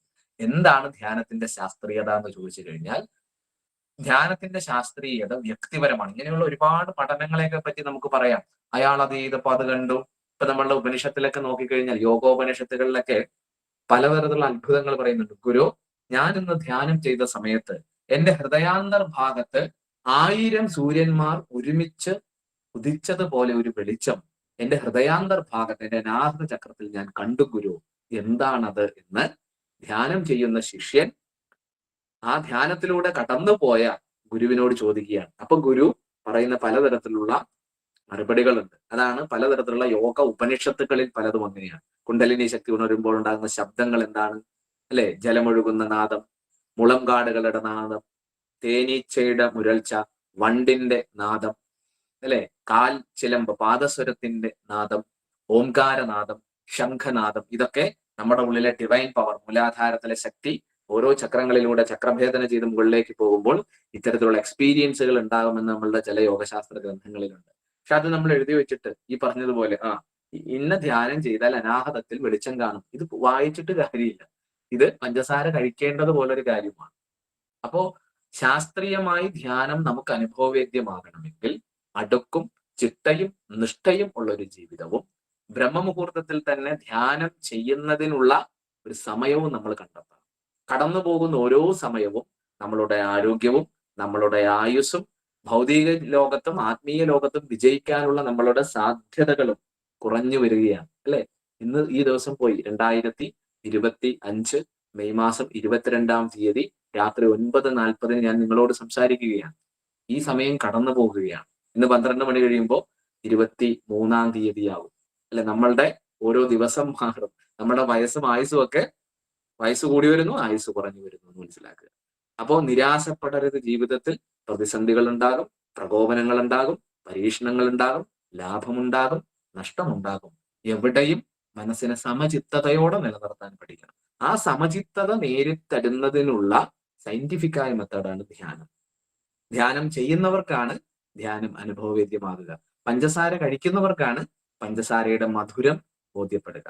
മുല്ലപ്പൂവിന് നല്ല മണമുണ്ട് എന്ന് ഇതുവരെ മുല്ലപ്പൂ കാണാത്ത ഒരുത്തനോട് പറഞ്ഞാൽ അവൻ വിശ്വസിക്കൂ? ഇല്ല. മുല്ലപ്പൂ എടുത്ത് അവനെ മണപ്പിക്കുമ്പോഴാണ് മുല്ലപ്പൂവിന്റെ മണം അറിയുന്നത്. അമ്പലപ്പുഴ പാൽപ്പായസത്തിന് നല്ല ടേസ്റ്റ് ആണുള്ളത്. അത് പറഞ്ഞനുഭവിക്കേണ്ടതല്ല. അമ്പലപ്പുഴ പാൽപ്പായസം രുചിച്ചറിയേണ്ടതാണ്. യേശുദാസിന്റെ പാട്ട് ഗംഭീരാണ് കേട്ടോ. അത് പറഞ്ഞറിയിക്കേണ്ടതല്ല, കേട്ട് മനസ്സിലാക്കേണ്ടതാണ്. ഈ വസ്തുവിന് ചൂടാണ് അല്ലെങ്കിൽ തണുപ്പാണ് എന്നുള്ളത് പറഞ്ഞോ കണ്ടോ കേട്ടോ മണത്തോ അനുഭവിക്കേണ്ടതല്ല, അത് സ്പർശിച്ച് അറിയേണ്ടതായിരിക്കുന്ന ഒരു കാര്യമാണെന്ന് പറയും. അപ്പൊ 5 ഇന്ദ്രിയങ്ങളിലൂടെ നമ്മൾ ഡേറ്റാസ് സ്വീകരിക്കുന്നു. ആ 5 ഇന്ദ്രിയങ്ങളിലൂടെ നമ്മൾ സ്വീകരിക്കുന്ന ഡേറ്റാസ് ആണ് നമ്മളുടെ മനസ്സിനെ രൂപപ്പെടുത്തുന്നത്. നിങ്ങൾ നല്ലത് കണ്ടാൽ, നിങ്ങൾ നല്ലത് കേട്ടാൽ നിങ്ങളുടെ മനസ്സ് നല്ലതാകും. അതായത് ചിന്തകൾ, ആഗ്രഹങ്ങൾ, വികാരങ്ങൾ.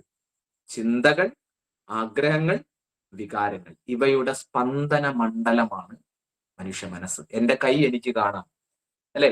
എന്റെ കാൽ എനിക്ക് കാണാം, എന്നാൽ എന്റെ മനസ്സിനെ എനിക്ക് കാണാൻ സാധിക്കില്ല. പക്ഷെ എന്റെ ജീവിതത്തെ സുഖിപ്പിക്കുന്നതും ദുഃഖിപ്പിക്കുന്നതും, നേട്ടങ്ങൾ നേടിത്തരുന്നതും കോട്ടങ്ങൾ നേടിത്തരുന്നതും എല്ലാം എന്റെ മനസ്സിന്റെ ചിന്താഗതിക്ക് അനുസരിച്ചാണ്. ഞാൻ വിജയിക്കില്ല, ഞാൻ വളരില്ല, ഞാൻ ഉയരില്ല, എന്റെ ജീവിതം ഇങ്ങനെയായി പോയി എന്ന് നമ്മൾ ചിന്തിച്ചിരുന്നാൽ നമ്മൾ അങ്ങനെയായി പോകും. മറിച്ച് ഏത് പ്രതികൂല സാഹചര്യങ്ങളിൽ നിന്നും നമ്മൾ പലരുടെയും ജീവിതം പഠിക്കണം. സർ ഐസക് ന്യൂട്ടന്റെ, എഡിസന്റെ, അങ്ങനെ പല പാശ്ചാത്യ കാരന്മാരായിരിക്കുന്ന ശാസ്ത്രകാരന്മാരും ഭാരതത്തിലുള്ളവരും ഭാരതത്തിൽ വളരെ ഉയർന്നു പോയ മഹാമനീഷികളായിരുന്നവരും ഒക്കെ അവരുടെ സമയവും ഊർജവും ശ്രദ്ധയും ഏറ്റവും പോസിറ്റീവായി ഉപയോഗിച്ചതുകൊണ്ടാണ്. പരാജയങ്ങളിൽ അവർ തളർന്നിരുന്നില്ല. നമ്മളുടെ ജീവിതത്തിലും ജയപരാജയങ്ങൾ ഉണ്ടാവും, പക്ഷെ തളരരുത്, മുട്ടുമടക്കരുത്. നമ്മൾ ചാരത്തിൽ നിന്നും വീണ്ടും പുനർജനിച്ച് ഉയർന്നു പോകുന്ന ഒരു ഫിനിക്സ് പക്ഷിയെ പോലെ ജീവിതത്തിൽ എന്ത് പ്രതിസന്ധി ഉണ്ടെങ്കിലും, പ്രകോപനം ഉണ്ടായാലും പരീക്ഷണം ഉണ്ടായാലും അതിനെ അതിജീവിക്കാൻ കഴിയണം. അതിന് വേണ്ടത് അതിശക്തമായ ഒരു മനസ്സാണ്. അതിശക്തമായ ഒരു മനസ്സ് നമുക്ക് നേടണമെങ്കിൽ എന്ത് വേണം? അടുക്കും ചിട്ടയും നിഷ്ഠയുമുള്ള ഒരു ജീവിതം നമുക്ക് വേണം. അടുക്കും ചിട്ടയും നിഷ്ഠയുമുള്ള ജീവിതത്തിൽ ധ്യാനം വളരെ ഇമ്പോർട്ടന്റ് ആണ്. കാരണം മനസ്സ് ഏകാഗ്രമായാലേ, മനസ്സ് ശാന്തമായാലേ, മനസ്സ് ഊർജ്ജസ്വലമായാലേ, മനസ്സ് ശക്തമായാലേ ജീവിതത്തിൽ ഊർജ്ജസ്വലതയും ശാന്തിയും ശക്തിയും ഉണ്ടാവും. അപ്പൊ മനോനിയന്ത്രണമാണ് ഏറ്റവും പ്രധാനം. അല്ലെ? മിക്ക ക്ലാസ്സുകളിലും കോട്ട് ചെയ്യാറുള്ള ഒരു ഭാഗമുണ്ട്, ഭഗവത്ഗീതയിൽ നിന്നുള്ള ഒരു ഭാഗം. നമ്മൾ പറയാറില്ലേ, എന്റെ മനസ്സ് ദുഃഖിക്കുന്നു, എന്റെ മനസ്സ് ഇടയ്ക്കിട്ട് ടെൻഷനിലേക്ക് പോകുന്നു, സമ്മർദ്ദം ഉണ്ടാകുന്നു, ഒന്നും ചെയ്യാൻ ഇല്ലാതെ ഇരുന്നു പോകുന്നു. ഇതേ ദുഃഖവും ഇതേ പ്രശ്നവും ഒരുപാട് വർഷം മുമ്പ് അർജുനൻ ഉണ്ടായിരുന്നു. ആ അർജുനൻ മഹാഭാരത യുദ്ധമധ്യേ തന്റെ ബന്ധുജനങ്ങളെയെല്ലാം കണ്ടപ്പോ അദ്ദേഹത്തിന്റെ ഗാണ്ഡീവം കയ്യിൽ നിന്ന് വിറച്ച് താഴെ വെച്ചു. ഇനി ഞാൻ എന്ത് ചെയ്യണം എന്നറിയാതെ ആര് നിന്നു? അർജുനൻ നിന്നു. അർജുനൻ നമ്മളുടെ പ്രതിനിധിയാണ്, മനുഷ്യലോകത്തിന്റെ പ്രതിനിധിയാണ് അർജുനൻ. അവിടെ ഈശ്വരന്റെ പ്രതിനിധിയായ പരമാത്മാവായ ശ്രീകൃഷ്ണൻ അർജുനന് കൊടുത്തൊരു മറുപടി ഉണ്ട്, അല്ലെ? അതാണ് ഗീതോപദേശം എന്ന് നമ്മൾ പറയുന്നത്. ആ ഗീതോപദേശത്തിൽ ഒരുപാട് ശ്ലോകങ്ങളുണ്ട്. അതിൽ വളരെ പ്രസക്തമായൊരു ചോദ്യം അർജുനൻ ഭഗവാനോട് ചോദിക്കുന്നുണ്ട്. നമ്മൾ പല ക്ലാസ്സുകളിലും പറഞ്ഞിട്ടുള്ളൊരു ചോദ്യമാണ്, അല്ലെ? ചഞ്ചലം ഹി മനകൃഷ്ണ പ്രമാതി ബലവദൃഢം തസ്യാഹം നിഗ്രഹം മന്യേ വയോരിവസ ദുഷ്കൃതം. എനിക്ക് എന്റെ മനസ്സിനെ നിയന്ത്രിക്കാൻ പറ്റുന്നില്ല, അത് ദുഃഖിക്കുന്നു, അത് സങ്കടങ്ങളിലേക്ക് പോകുന്നു. ദുഷ്കൃതമാണ് ഈ മനസ്സിനെ നിയന്ത്രിക്കുക, അല്ലയോ ഭഗവാനെ കൃഷ്ണ? എന്താണ് ഈ മനസ്സിനെ നിയന്ത്രിക്കാനുള്ള മാർഗം? നമുക്ക് മുമ്പും ഒരുപാട് വർഷം മുമ്പ് ഭഗവാനോട് ചോദിച്ചിട്ടുണ്ട്. അന്ന് ഭഗവാൻ പറഞ്ഞു കൊടുത്ത മറുപടി ഇന്നും പ്രസക്തമാണ്. സംശയം മഹാബാഹോ മനോദുർനിഗ്രഹം ജലം അഭ്യാസനത് കൗന്ദേയ വൈരാഗ്യേണ ജഗൃഹ്യതേ. അല്ലയോ കുന്തിപുത്രനായ അർജുന, അഭ്യാസം ചെയ്യണം. അഭ്യാസം എന്ന് വെച്ചാൽ യോഗാഭ്യാസം, യോഗം, വൈരാഗ്യം, യമനിയമങ്ങൾ, സദാചാര നിഷ്ഠ, ജീവിതത്തിന് ഒരു അടുക്കും ചിട്ടയും പാലിക്കണം. അപ്പൊ അടുക്കും ചിട്ടയും നിഷ്ഠയുമുള്ള ഒരു ജീവിതവും ഒപ്പം യോഗയും, യോഗയുടെ ഭാഗമാണ് ധ്യാനം. യമ, നിയമ, ആസന, പ്രാണായാമ, പ്രത്യാഹാര, ധാരണ, ധ്യാനം, സമാധി. അഷ്ടാംഗ യോഗത്തിൽ 7ാം സ്റ്റെപ്പാണ് ധ്യാനം. അപ്പൊ നമ്മൾ ഈ പഠിപ്പിക്കുന്ന, നിങ്ങളെ പഠിപ്പിക്കുന്ന തന്ത്രയോഗമാണെങ്കിലും ഹഠയോഗമാണെങ്കിലും ക്രിയായോഗമാണെങ്കിലും ശിവകുണ്ഡലിനി യോഗമാണെങ്കിലും വജ്രശക്തികല യോഗമാണെങ്കിലും ആയുഷ്കല യോഗമാണെങ്കിലും ഇതെല്ലാം മനോനിയന്ത്രണത്തിനുള്ള തെളിയിക്കപ്പെട്ട, എന്തുകൊണ്ടാണ് തെളിയിക്കപ്പെട്ടതെന്ന് പറയുന്നത്? 10,000-കണക്കിന് അല്ലെങ്കിൽ ലക്ഷക്കണക്കിന് വർഷങ്ങളായി ഭാരതത്തിലെ മുനിവര്യന്മാർ, ഋഷിവര്യന്മാർ, യോഗികൾ, ഗൃഹസ്ഥാശ്രമികളായിരിക്കുന്ന മനീഷികൾ പ്രാക്ടീസ് ചെയ്ത ഒരു ടെക്നിക്കാണ് നിങ്ങൾ പഠിപ്പിച്ചിരിക്കുന്നത്. അപ്പൊ അത് കൃത്യമായി പ്രാക്ടീസ് ചെയ്യലാണ് ധ്യാനം ശാസ്ത്രീയമാണെന്ന് സ്വയം അറിയാനുള്ള മാർഗം. ധ്യാനം വളരെ ഇതാണ്, അത് ചെയ്താൽ ഇത് കിട്ടും, മറ്റത് കിട്ടും, ഇങ്ങനെ കാര്യങ്ങൾ ഉണ്ടാകുമെന്ന് പുസ്തകങ്ങളിലുണ്ട്, വീഡിയോ കിട്ടും, യൂട്യൂബിൽ നമുക്ക് നോക്കിയാൽ കിട്ടും. പക്ഷെ അതൊക്കെ ഔട്ടറാണ്, ബാഹ്യമാണ്. സ്വയം അറിയുക, സ്വയം അനുഭവിക്കുക. സ്വയം അനുഭവിക്കുന്നതേ മനുഷ്യൻ പൂർണ്ണമായിട്ട് വിശ്വസിക്കൂ. അപ്പൊ ധ്യാനം ശാസ്ത്രീയമായി നമുക്ക് മുന്നോട്ട് കൊണ്ടുപോകണമെങ്കിൽ പറഞ്ഞ ഇത്രയും കാര്യമേ ഉള്ളൂ. എല്ലാ ക്ലാസ്സിലും പറയുന്നത് പോലെ അടുക്കും ചിട്ടയും നിഷ്ഠയുമുള്ള ഒരു ജീവിതം ഉണ്ടാകണം. ബ്രഹ്മമുഹൂർത്തത്തിൽ പരമാവധി സാധന ചെയ്യണം. പിന്നെ നമ്മളെ ജീവിതത്തിലെ പ്രതിസന്ധികളും പ്രകോപനങ്ങളും പരീക്ഷണങ്ങളും വരുമ്പോൾ തളർന്നു പോകരുത്. ഏറ്റവും വലിയ ശക്തി ഈശ്വരനാണ്. ഈ വിശ്വത്തെ, ഈ ജഗത്തിനെ നിയന്ത്രിക്കുന്ന ഒരു ശക്തിയുണ്ട്. ഞാൻ നിങ്ങളോട് സംസാരിക്കുമ്പോഴും എന്റെ ഹൃദയം സ്പന്ദിച്ചുകൊണ്ടിരിക്കുകയാണ്, അല്ലെ? എന്റെ ഉള്ളിലെ എന്റെ കരൾ പ്രവർത്തിക്കുന്നുണ്ട്, എന്റെ വൃക്കകൾ പ്രവർത്തിക്കുന്നുണ്ട്, എന്റെ എല്ലിലെ മജ്ജയിൽ നിന്നും രക്തം രൂപപ്പെടുന്ന പ്രവർത്തനം എന്റെ ഉള്ളിൽ സൂക്ഷ്മമായി നടക്കുന്നുണ്ട്. എന്റെ ശരീരത്തിലെ പല കോശങ്ങളും വളരുകയും പല കോശങ്ങളും നശിക്കുകയും ചെയ്യുന്നുണ്ട്. ഈ ഗൂഗിൾ മീറ്റിലെ സ്ക്രീൻ കാണാൻ എന്റെ കണ്ണ് എനിക്ക് കാഴ്ച തരുന്നുണ്ട്, അല്ലെ? കൈകൾ ചലിപ്പിക്കാനുള്ള എന്റെ ആ നെർവ്സ് പ്രവർത്തിക്കുന്നുണ്ട്. അപ്പൊ ഇത് എന്റെ ശരീരമാണെന്ന് ഞാൻ പറയുമ്പോഴും ഇതിന്റെ ഉള്ളിൽ നടക്കുന്ന കോടാനുകോടി ജൈവരാസ പ്രവർത്തനങ്ങൾ എന്റെ കൺട്രോളിലല്ല. നിങ്ങൾ ആഹാരം ഉരുട്ടി വായുടെ ഇവിടം വരെ വെക്കുന്നേ ഉള്ളൂ, പക്ഷെ ദഹിക്കുന്ന പ്രവർത്തനം നമ്മൾ അറിയുന്നില്ല. എങ്ങനെ അത് ശരീരം സ്വീകരിക്കുന്നു എന്ന് നമ്മൾ അറിയുന്നില്ല. കോശങ്ങൾ വളരുന്നത് അറിയുന്നില്ല. 5 വയസ്സിലിരുന്ന പോലെയല്ല 50-ാം വയസ്സിലിരുന്നത് ഇരിക്കുന്നത്. എത്രയെത്ര മാറ്റം മാറ്റം മാറ്റം. ആരാണ് ഇതിനെ കൺട്രോൾ ചെയ്യുന്നത്? ആരാണ് കണ്ണിന് കാഴ്ച നൽകുന്നത്? ആരാണ് ചെവിക്ക് കേൾവി നൽകുന്നത്? ആരാണ് ഈ ബ്രെയിനിനെ പ്രവർത്തിപ്പിക്കുന്നത്? ആരാണ് ഹൃദയത്തെ പ്രവർത്തിപ്പിക്കുന്നത്? ആരാണ് കരളിനെ മുന്നോട്ട് കൊണ്ടുപോകുന്നത്, വൃക്കകളെ മുന്നോട്ട് കൊണ്ടുപോകുന്നത്? എന്നെ ജനിപ്പിച്ചത്, എന്നെ വളർത്തിയത്, എന്റെ ശ്വാസകോശത്തിന് ഇതിനെ സ്വീകരിക്കാനും ഓക്സിജനെ സ്വീകരിക്കാനും കഴിയുന്നത് ചിന്തിച്ചു നോക്കൂ. അത്ഭുതകരമാണ് നമ്മളുടെ ജീവിതം. ഓരോ നിമിഷവും ഈശ്വരന്റെ ഗ്രേസ് ഉള്ളത് കൊണ്ടാണ് നമ്മുടെ ഈ ശരീരത്തിൽ ജീവൻ നിലനിൽക്കുന്നത്. 1 മിനിറ്റ് ഈ വായും മൂക്കും ഒന്ന് അടച്ചു പിടിച്ചാൽ മതി, ഈ ലോകത്തോളം നമ്മളുടെ പരിപാടി കഴിഞ്ഞു, അല്ലെ? നമ്മളുടെ സമയം കഴിഞ്ഞു. വെള്ളത്തിലെ നീർക്കുമിള പോലെയാണ് ജീവിതം എന്നറിയുക. ആരെയും മനസ്സാ ദ്രോഹിക്കാതിരിക്കുക, ആരെയും ശപിക്കാതിരിക്കുക, സ്വയം ശപിക്കാതിരിക്കുക, സമൂഹത്തിൽ നന്മകൾ ചെയ്യുക, മനസ്സാ നല്ലത് ചിന്തിക്കുക, വാക്കുകളിലൂടെ നല്ലത് പറയുക, കർമ്മേന്ദ്രിയങ്ങളെ ഉപയോഗിച്ച് നല്ല പ്രവൃത്തികൾ ചെയ്യുക. ഒരു ദിവസം തുടങ്ങുന്നത് തന്നെ ധ്യാനം ചെയ്തുകൊണ്ടാകട്ടെ. ജീവിതത്തിലെ പ്രതിസന്ധികളും പ്രകോപനങ്ങളും വരുമ്പോൾ ഈശ്വരന് വലിയൊരു ശക്തി നമ്മളെ ജീവിപ്പിക്കുന്ന, നമ്മളുടെ ഹൃദയത്തെ പ്രവർത്തിപ്പിക്കുന്ന, നമ്മളുടെ കരളിനെ പ്രവർത്തിപ്പിക്കുന്ന, നമ്മളെ വളർത്തുന്ന ആ ഡിവൈൻ പവറിനെ അറിയാം നിങ്ങൾക്ക് എന്തൊക്കെ തരണമെന്ന്. പക്ഷെ നമ്മൾ അതുമായിട്ട് ട്യൂൺ ചെയ്യാത്തത് കൊണ്ടാണ് അത് നമുക്ക് കിട്ടാത്തത്. നിങ്ങളുടെ കയ്യിൽ ഒരു റേഡിയോ ഉണ്ട്. റേഡിയോ വെച്ച് വെറുതെ ഇരുന്നാൽ പാട്ട് കേൾക്കാൻ പറ്റുമോ? ഇല്ല. ആ റേഡിയോ എടുത്ത് അതിന്റെ ബാൻഡ് തിരിച്ച് ട്യൂൺ ചെയ്യുമ്പോൾ നിങ്ങൾക്ക് കൊച്ചി FM-ഓ ക്ലബ് FM-ഓ റേഡിയോ മാങ്കോയോ ഒക്കെ നിങ്ങൾക്ക് ട്യൂൺ ചെയ്താൽ പാട്ട് കേൾക്കാൻ പറ്റും. എന്നതുപോലെ ഈ മനുഷ്യ ജീവിതത്തിന്, ഈ മനുഷ്യ ജന്മത്തിന് അനന്തമായ സാധ്യതകളാണ് നമുക്കുള്ളത്. ഇതിനെ ഒന്ന് ട്യൂൺ ചെയ്താൽ, റേഡിയോ ട്യൂൺ ചെയ്താൽ ക്ലബ് FM, കൊച്ചി FM, പാട്ട് കേൾക്കാം, വാർത്ത കേൾക്കാം. എന്നതുപോലെ ഇതിനെ ഈ പ്രപഞ്ചത്തിന്റെ യൂണിവേഴ്സൽ കോൺഷ്യസ്നെസ് എന്നാണ് പറയുക. സ്വയം ബോധമുള്ളതാണ് ഈ പ്രപഞ്ചം, അല്ലെ? ആ ഇതുമായിട്ട് നമ്മളൊന്ന് ട്യൂൺ ചെയ്ത് കഴിഞ്ഞാൽ നമുക്ക് ആവശ്യമുള്ളതെല്ലാം ഈ പ്രപഞ്ച ചൈതന്യം തരും. ആ ട്യൂണിങ് നമുക്ക് ഒരു കാലത്തും ഉണ്ടായിരുന്നു. അതുകൊണ്ട് അന്നത്തെ ഭാരതം, അന്നത്തെ ലോകം ഐശ്വര്യ സമൃദ്ധമായിരുന്നു. ഇന്ന് ആ ട്യൂണിങ് നമ്മുടെ കയ്യിൽ നിന്ന് പോയി. അതുകൊണ്ടാണ് നമുക്ക് അനേക പ്രശ്നങ്ങൾ ഉണ്ടാകുന്നത്. അപ്പൊ ആ ട്യൂണിങ് ആണ്, ആ വിച്ഛേദിക്കപ്പെട്ട ബന്ധത്തെ വീണ്ടും കണക്ട് ചെയ്യാനുള്ള മാർഗമാണ് ധ്യാനം എന്ന് പറയുക. ഈശ്വരൻ എന്ന മഹാശക്തിയുമായി, പ്രപഞ്ചശക്തിയുമായി ഒന്നു ചേരാനുള്ള മാർഗമാണ്. അതിൽ ഏറ്റവും ലോകത്തിലെ ഏറ്റവും സയന്റിഫിക് ആയ ടെക്നിക്കാണ് യോഗ, ധ്യാനം എന്ന് പറയുന്നത്.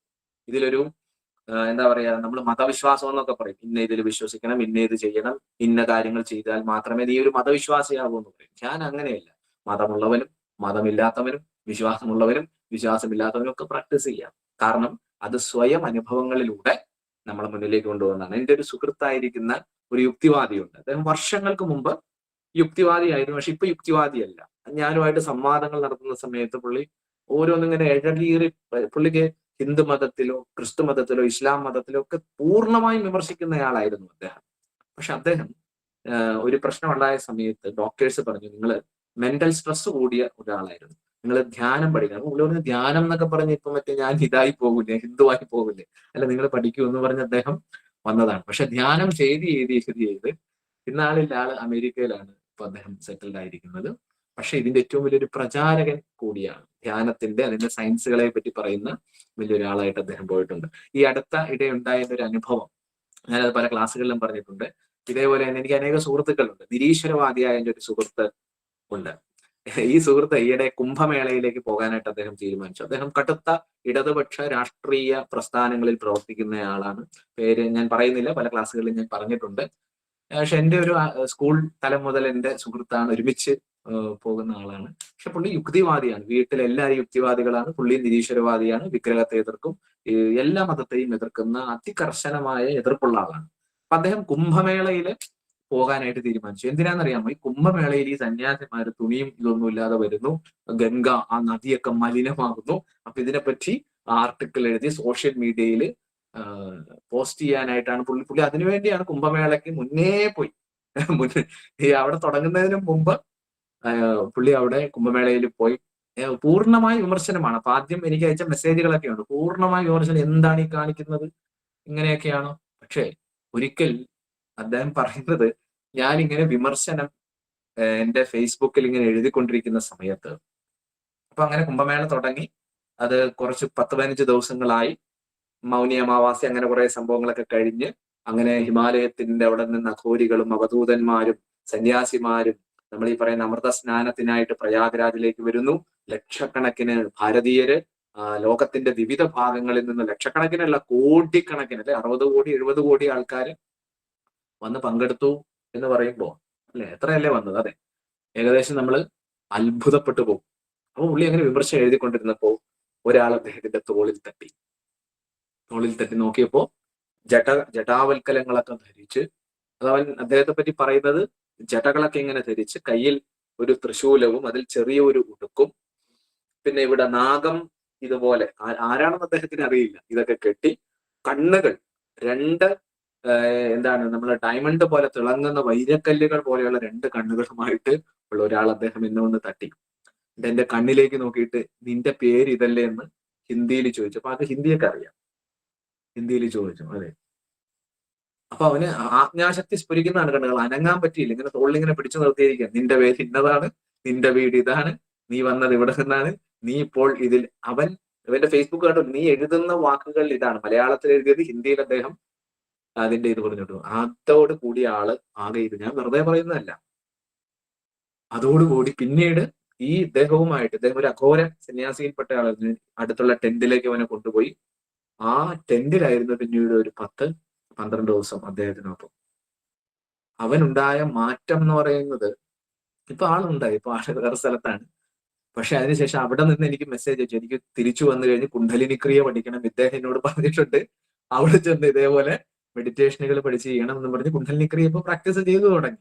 മനസ്സിലായില്ലേ? അപ്പൊ അവിടെ അയാൾക്കുണ്ടായ അനുഭവം, ഇത് നമ്മൾ വേറൊരാളോട് പറഞ്ഞാൽ വിശ്വസിക്കില്ല. ഇത്തരത്തിൽ ആയിരക്കണക്കിനോ 10,000-കണക്കിനോ സ്വാനുഭവങ്ങൾ ഉണ്ടായ ധാരാളം പേരെ നമുക്ക് ഈ കുംഭമേളകളിൽ നമുക്ക് കാണാൻ പറ്റും. അപ്പൊ ഇത്തരത്തിലുള്ള മഹായോഗികൾ, മഹാമുനികൾ, മഹാഋഷികളുള്ള നാടാണ് ഭാരതം എന്നറിയുക. അതുകൊണ്ട് ഇതിനെ ആർഷഭാരതമെന്നും, നമ്മളെ അമൃതസ്യ പുത്ര, നമ്മളെ പാപികളായിട്ട് ഗുരുക്കന്മാർ പറയുന്നില്ല. നിങ്ങൾ അമൃതത്വത്തിന്റെ, അമരത്വത്തിന്റെ, മഹാദേവന്റെ പുത്രന്മാരാണ്, പുത്രിമാരാണെന്ന് എന്ന് പറയുന്ന അതിമഹത്തായ ഒരു സംസ്കാരത്തിന്റെ, സംസ്കൃതിയുടെ പിന്തുടർച്ചക്കാരാണ് നമ്മളെന്നറിയുക. അതുകൊണ്ട് കിട്ടിയ അമൂല്യമായ ഈ നിധിയെ, ഈ ധ്യാനത്തെ, അത് തന്ത്രയാണോ, വജ്രശക്തികളെയാണോ, കുണ്ഡലിനി ക്രിയയാണോ, എന്താണോ പ്രാക്ടീസ് ചെയ്യുന്നത്, അത് അടുക്കും ചിട്ടയും നിഷ്ഠയോടെ ചെയ്യുക. സദാ ഈശ്വര സ്മരണയോടെ പോകുക. ജീവിതത്തിൽ പ്രതിസന്ധികളും പ്രകോപനങ്ങളും വരുമ്പോൾ തളർന്നു പോകാതെ കൂടുതൽ സമയം മെഡിറ്റേഷൻ ചെയ്ത് ഈശ്വരനോട്, പ്രപഞ്ച ചൈതന്യത്തോട് പ്രാർത്ഥിക്കുക. ആ ചൈതന്യവുമായിട്ടുള്ള ട്യൂണിങ് വരുത്തുക. 6ാം ഇന്ദ്രിയത്തെ, നമ്മുടെ 6th സെൻസിനെ ഈ മെഡിറ്റേഷനിലൂടെ ഓപ്പൺ ചെയ്യുക. അങ്ങനെ സുഖസുന്ദരമായി ഭൗതിക ജീവിതം നമ്മൾ ആസ്വദിച്ച് തന്നെ മുന്നോട്ട് പോകുക. ഭാര്യ ഉപേക്ഷിക്കേണ്ട, ഭർത്താവിനെ ഉപേക്ഷിക്കേണ്ട, മക്കളെ ഉപേക്ഷിക്കേണ്ട, ജോലി ഉപേക്ഷിക്കേണ്ട. ഒരു ദിവസം നിങ്ങളുടെ ഹിമാലയത്തിലെ ഗുഹ എന്ന് പറഞ്ഞാൽ വീട്ടിലെ പൂജാമുറിയോ അല്ലെങ്കിൽ ധ്യാനം ചെയ്യാനുള്ള ഒരു സ്ഥലമാണ്. ആ ഗുഹയിൽ ബ്രഹ്മമുഹൂർത്തത്തിൽ എഴുന്നേറ്റിരുന്ന് സുഖമായിട്ട് ഫാനോ എ സിയൊക്കെ ഇട്ട് സുഖകരമായിട്ടിരുന്ന് ധ്യാനം പ്രാക്ടീസ് ചെയ്യുക. ഗൃഹസ്ഥാശ്രമ ജീവിതം നല്ല രീതിയിൽ മുന്നോട്ട് കൊണ്ടുപോവുക. ഒരു 19-60 വയസ്സൊക്കെ ആയി മക്കളൊക്കെ വളർന്ന് അവര് സ്വയം, അങ്ങനെയാണ് നമ്മൾ ബ്രഹ്മചര്യം, ഗാർഹസ്ഥ്യം, വാനപ്രസ്ഥം, സന്യാസം എന്ന് പറയും, ചതുരാശ്രമ ധർമ്മം ഭാരതത്തിൽ നമ്മൾ പല ക്ലാസ്സിലും പറഞ്ഞിട്ടുണ്ട്. അങ്ങനെ ഒരു ഘട്ടം കഴിയുമ്പോൾ കുഞ്ഞുങ്ങളൊക്കെ വളർന്ന്, പെൺകുട്ടികളുണ്ടെങ്കിൽ അവരെ വിവാഹം കഴിച്ചു കൊടുത്ത്, ആൺമക്കൾക്ക് ജോലിയായി അവരെ കുടുംബഭാരം ഏൽപ്പിച്ചിട്ട് പിന്നെ അവിടെ നമ്മൾ കിടന്ന് മരുമകളും ഒക്കെ ആയിട്ട് ഇടിവെക്കാതെ ഏതെങ്കിലും വാനപ്രസ്ഥിയായി ഭാരതം കാണുക, ഏതെങ്കിലും ആശ്രമങ്ങളിൽ പോവുക, നന്നായിട്ട് മെഡിറ്റേഷൻ ചെയ്ത് അവസാന കാലം കാശിയിലോ എവിടെയെങ്കിലും ഒക്കെ പോയി നമ്മൾ സമാധി ആകുന്ന രീതിയിൽ ഒരു ജീവിതം നിഷ്ഠ. ഞാൻ ഇത്തിരി കയറ്റി പറഞ്ഞതാണ്. നമ്മൾ ആ രീതിയിൽ നമ്മൾ പുലർത്താനായിട്ട് ശ്രമിക്കുക.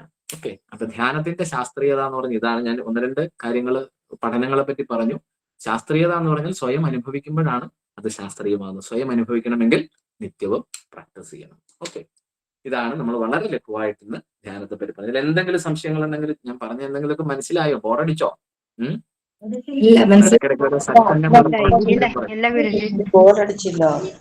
ഞാൻ പലപ്പോഴും യാത്രകളിലും ക്ലാസ്സുകളിലും ആകുന്നതുകൊണ്ടാണ് പലപ്പോഴും വരാൻ സാധിക്കാത്തത്. ഓക്കെ, എന്തെങ്കിലും സംശയങ്ങൾ ഉണ്ടെങ്കിൽ ചോദിക്കാം ഈ പറഞ്ഞതുമായി ബന്ധപ്പെട്ട. എന്തെങ്കിലും സംശയം ചോദിച്ചോ. ഹാൻഡ് റൈസ് ചെയ്തവർ ചോദിച്ചോ. ഹാൻഡ് റൈസ് ചെയ്തവർ ചോദിച്ചോ.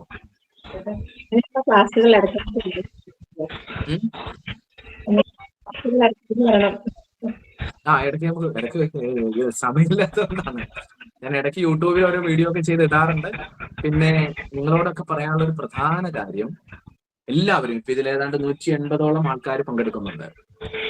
2025 ഡിസംബർ 26, 27, 28. 2025 ഡിസംബർ 26, 27, 28 നമ്മളുടെ എല്ലാ വർഷവും നടക്കുന്ന ധ്യാനയോഗ ശിബിരം നടക്കുക. എല്ലാ വർഷവും. ഈ വർഷം നമ്മളുടെ ധ്യാനയോഗ ശിബിരം നടക്കുന്നത് തൃശ്ശൂർ ജില്ലയിലാണ്. തൃശ്ശൂർ ജില്ലയിലെ ചാലക്കുടിക്കടുത്തുള്ള ഉദിക് ചൈതന്യജിയുടെ ഭാഗവത ഗ്രാമത്തിൽ വെച്ചിട്ടാണ് നമ്മളുടെ പ്രോഗ്രാം.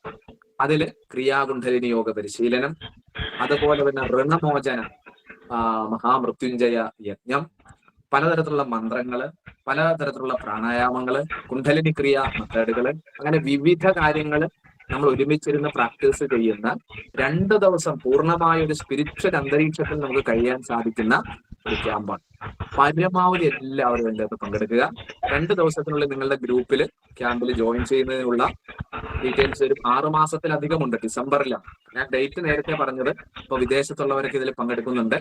നിങ്ങൾക്ക് ആ സമയം നോക്കി, നമ്മൾ പലരും നേരിട്ട് കണ്ടിട്ടില്ല. ഒരു ക്യാമ്പിനെങ്കിലും നമ്മുടെ പങ്കെടുത്തിട്ടുള്ളവർക്കറിയാം അതിന്റെ പവർ എന്താണെന്നുള്ളത്. ഒരു സ്പിരിച്വൽ എനർജി, നമ്മളൊരു ബാറ്ററി റീചാർജ് ചെയ്ത് വിടുന്നത് പോലെ നമുക്ക് റീചാർജ് ചെയ്യാനായിട്ട് പറ്റും. അപ്പൊ പരമാവധി നിങ്ങൾ എല്ലാവരും പങ്കെടുക്കണം. ഡിസംബർ 26, 27, 28 3 ദിവസം പ്രോഗ്രാം. അതിന്റെ കാര്യങ്ങൾ 2-3 ദിവസം ഞാൻ ഗ്രൂപ്പിൽ അപ്ഡേറ്റ് ചെയ്ത് വരും. ഓക്കെ, മറ്റെന്തെങ്കിലും സംശയം ഉണ്ടെങ്കിൽ ചോദിക്കാം, ഇല്ലെങ്കിൽ നമുക്ക് വൈൻഡപ്പ് ചെയ്യാം. 10 മണിയാവും. ധ്യാനം എന്നത്തേക്കാണ് ആരംഭിക്കുന്നത്? നമ്മൾ ഏത് ധ്യാനം? ഗുരുജി പറഞ്ഞ ധ്യാനത്തിന്റെ എന്തെങ്കിലും പഠിക്കുന്നുണ്ടോ? ലീലാമണി എന്തെങ്കിലും ഇപ്പൊ പഠിക്കുന്നുണ്ടോ? നമ്മളിപ്പോ ഏത് ഗ്രൂപ്പിലാണുള്ളത്? ഞാൻ ഈയിടെ പറഞ്ഞ 4ാമത്തെ ഗ്രൂപ്പിലായിരുന്നു. അതിൽ ചെയ്യുന്നത് ധ്യാനമാണ്. ആയുഷ്കലിനാണ്. അതെ, 21 ദിവസത്തെ ധ്യാനം എന്ന് പറയുന്നത്, നമ്മൾ ഈ ധ്യാനം എന്ന് പറഞ്ഞാൽ കണ്ണടച്ചിരിക്കലല്ല. നന്നായിട്ട് പ്രാണായാമം ചെയ്ത് മന്ത്രങ്ങൾ ജപിച്ചാലേ ധ്യാനം സംഭവിക്കും. പിന്നെ വെറുതെ കണ്ണടച്ചിരുന്നാൽ കണ്ണടച്ചിരിക്കും, മനസ്സ് അവിടെ എവിടെയെങ്കിലും ഒക്കെ പോകും. അപ്പൊ ആ മനസ്സിനെ നിയന്ത്രിക്കാൻ പ്രാണായാമം നന്നായി ചെയ്യണം, നമ്മൾ മന്ത്രങ്ങൾ ജപിക്കണം. അപ്പൊ തനിയെ ധ്യാനം സംഭവിക്കും. ധ്യാനം ഒരു ലയനമാണ്. ഓക്കെ, ഇപ്പൊ നമ്മൾ ചെയ്യുന്ന പ്രാക്ടീസ് ആ ധ്യാനത്തിന്റെ മാർഗമാണ്. അതുകൊണ്ടാണ് ആയുഷ്കലാ ധ്യാനം, വജ്രശക്തികലാ ധ്യാനം, കുണ്ഡലിനി ക്രിയാ ധ്യാനം എന്ന് പറയുന്നത്. ഓക്കെ, അപ്പൊ നന്നായിട്ട് പ്രാക്ടീസ് ചെയ്യാം. ശരി, മറ്റ് സംശയങ്ങളില്ല എന്ന് വിചാരിക്കുന്നു. Thank you Guruji. സംശയങ്ങൾ എന്തെങ്കിലുമൊക്കെ ഉണ്ടെങ്കിൽ ഗ്രൂപ്പിൽ നിങ്ങൾ ചോദിക്കുക. അപ്പൊ സന്തോഷം എല്ലാവരെയും കണ്ടത്. ഇടയ്ക്ക് നമുക്ക് പ്രോഗ്രാംസ് ഇതേപോലെ വെക്കാം. നമസ്തേ ഗുരുജി. സന്തോഷം. നമസ്തേ. നമസ്തേ. ഗുരുപരമ്പരകൾ ഓക്കെ.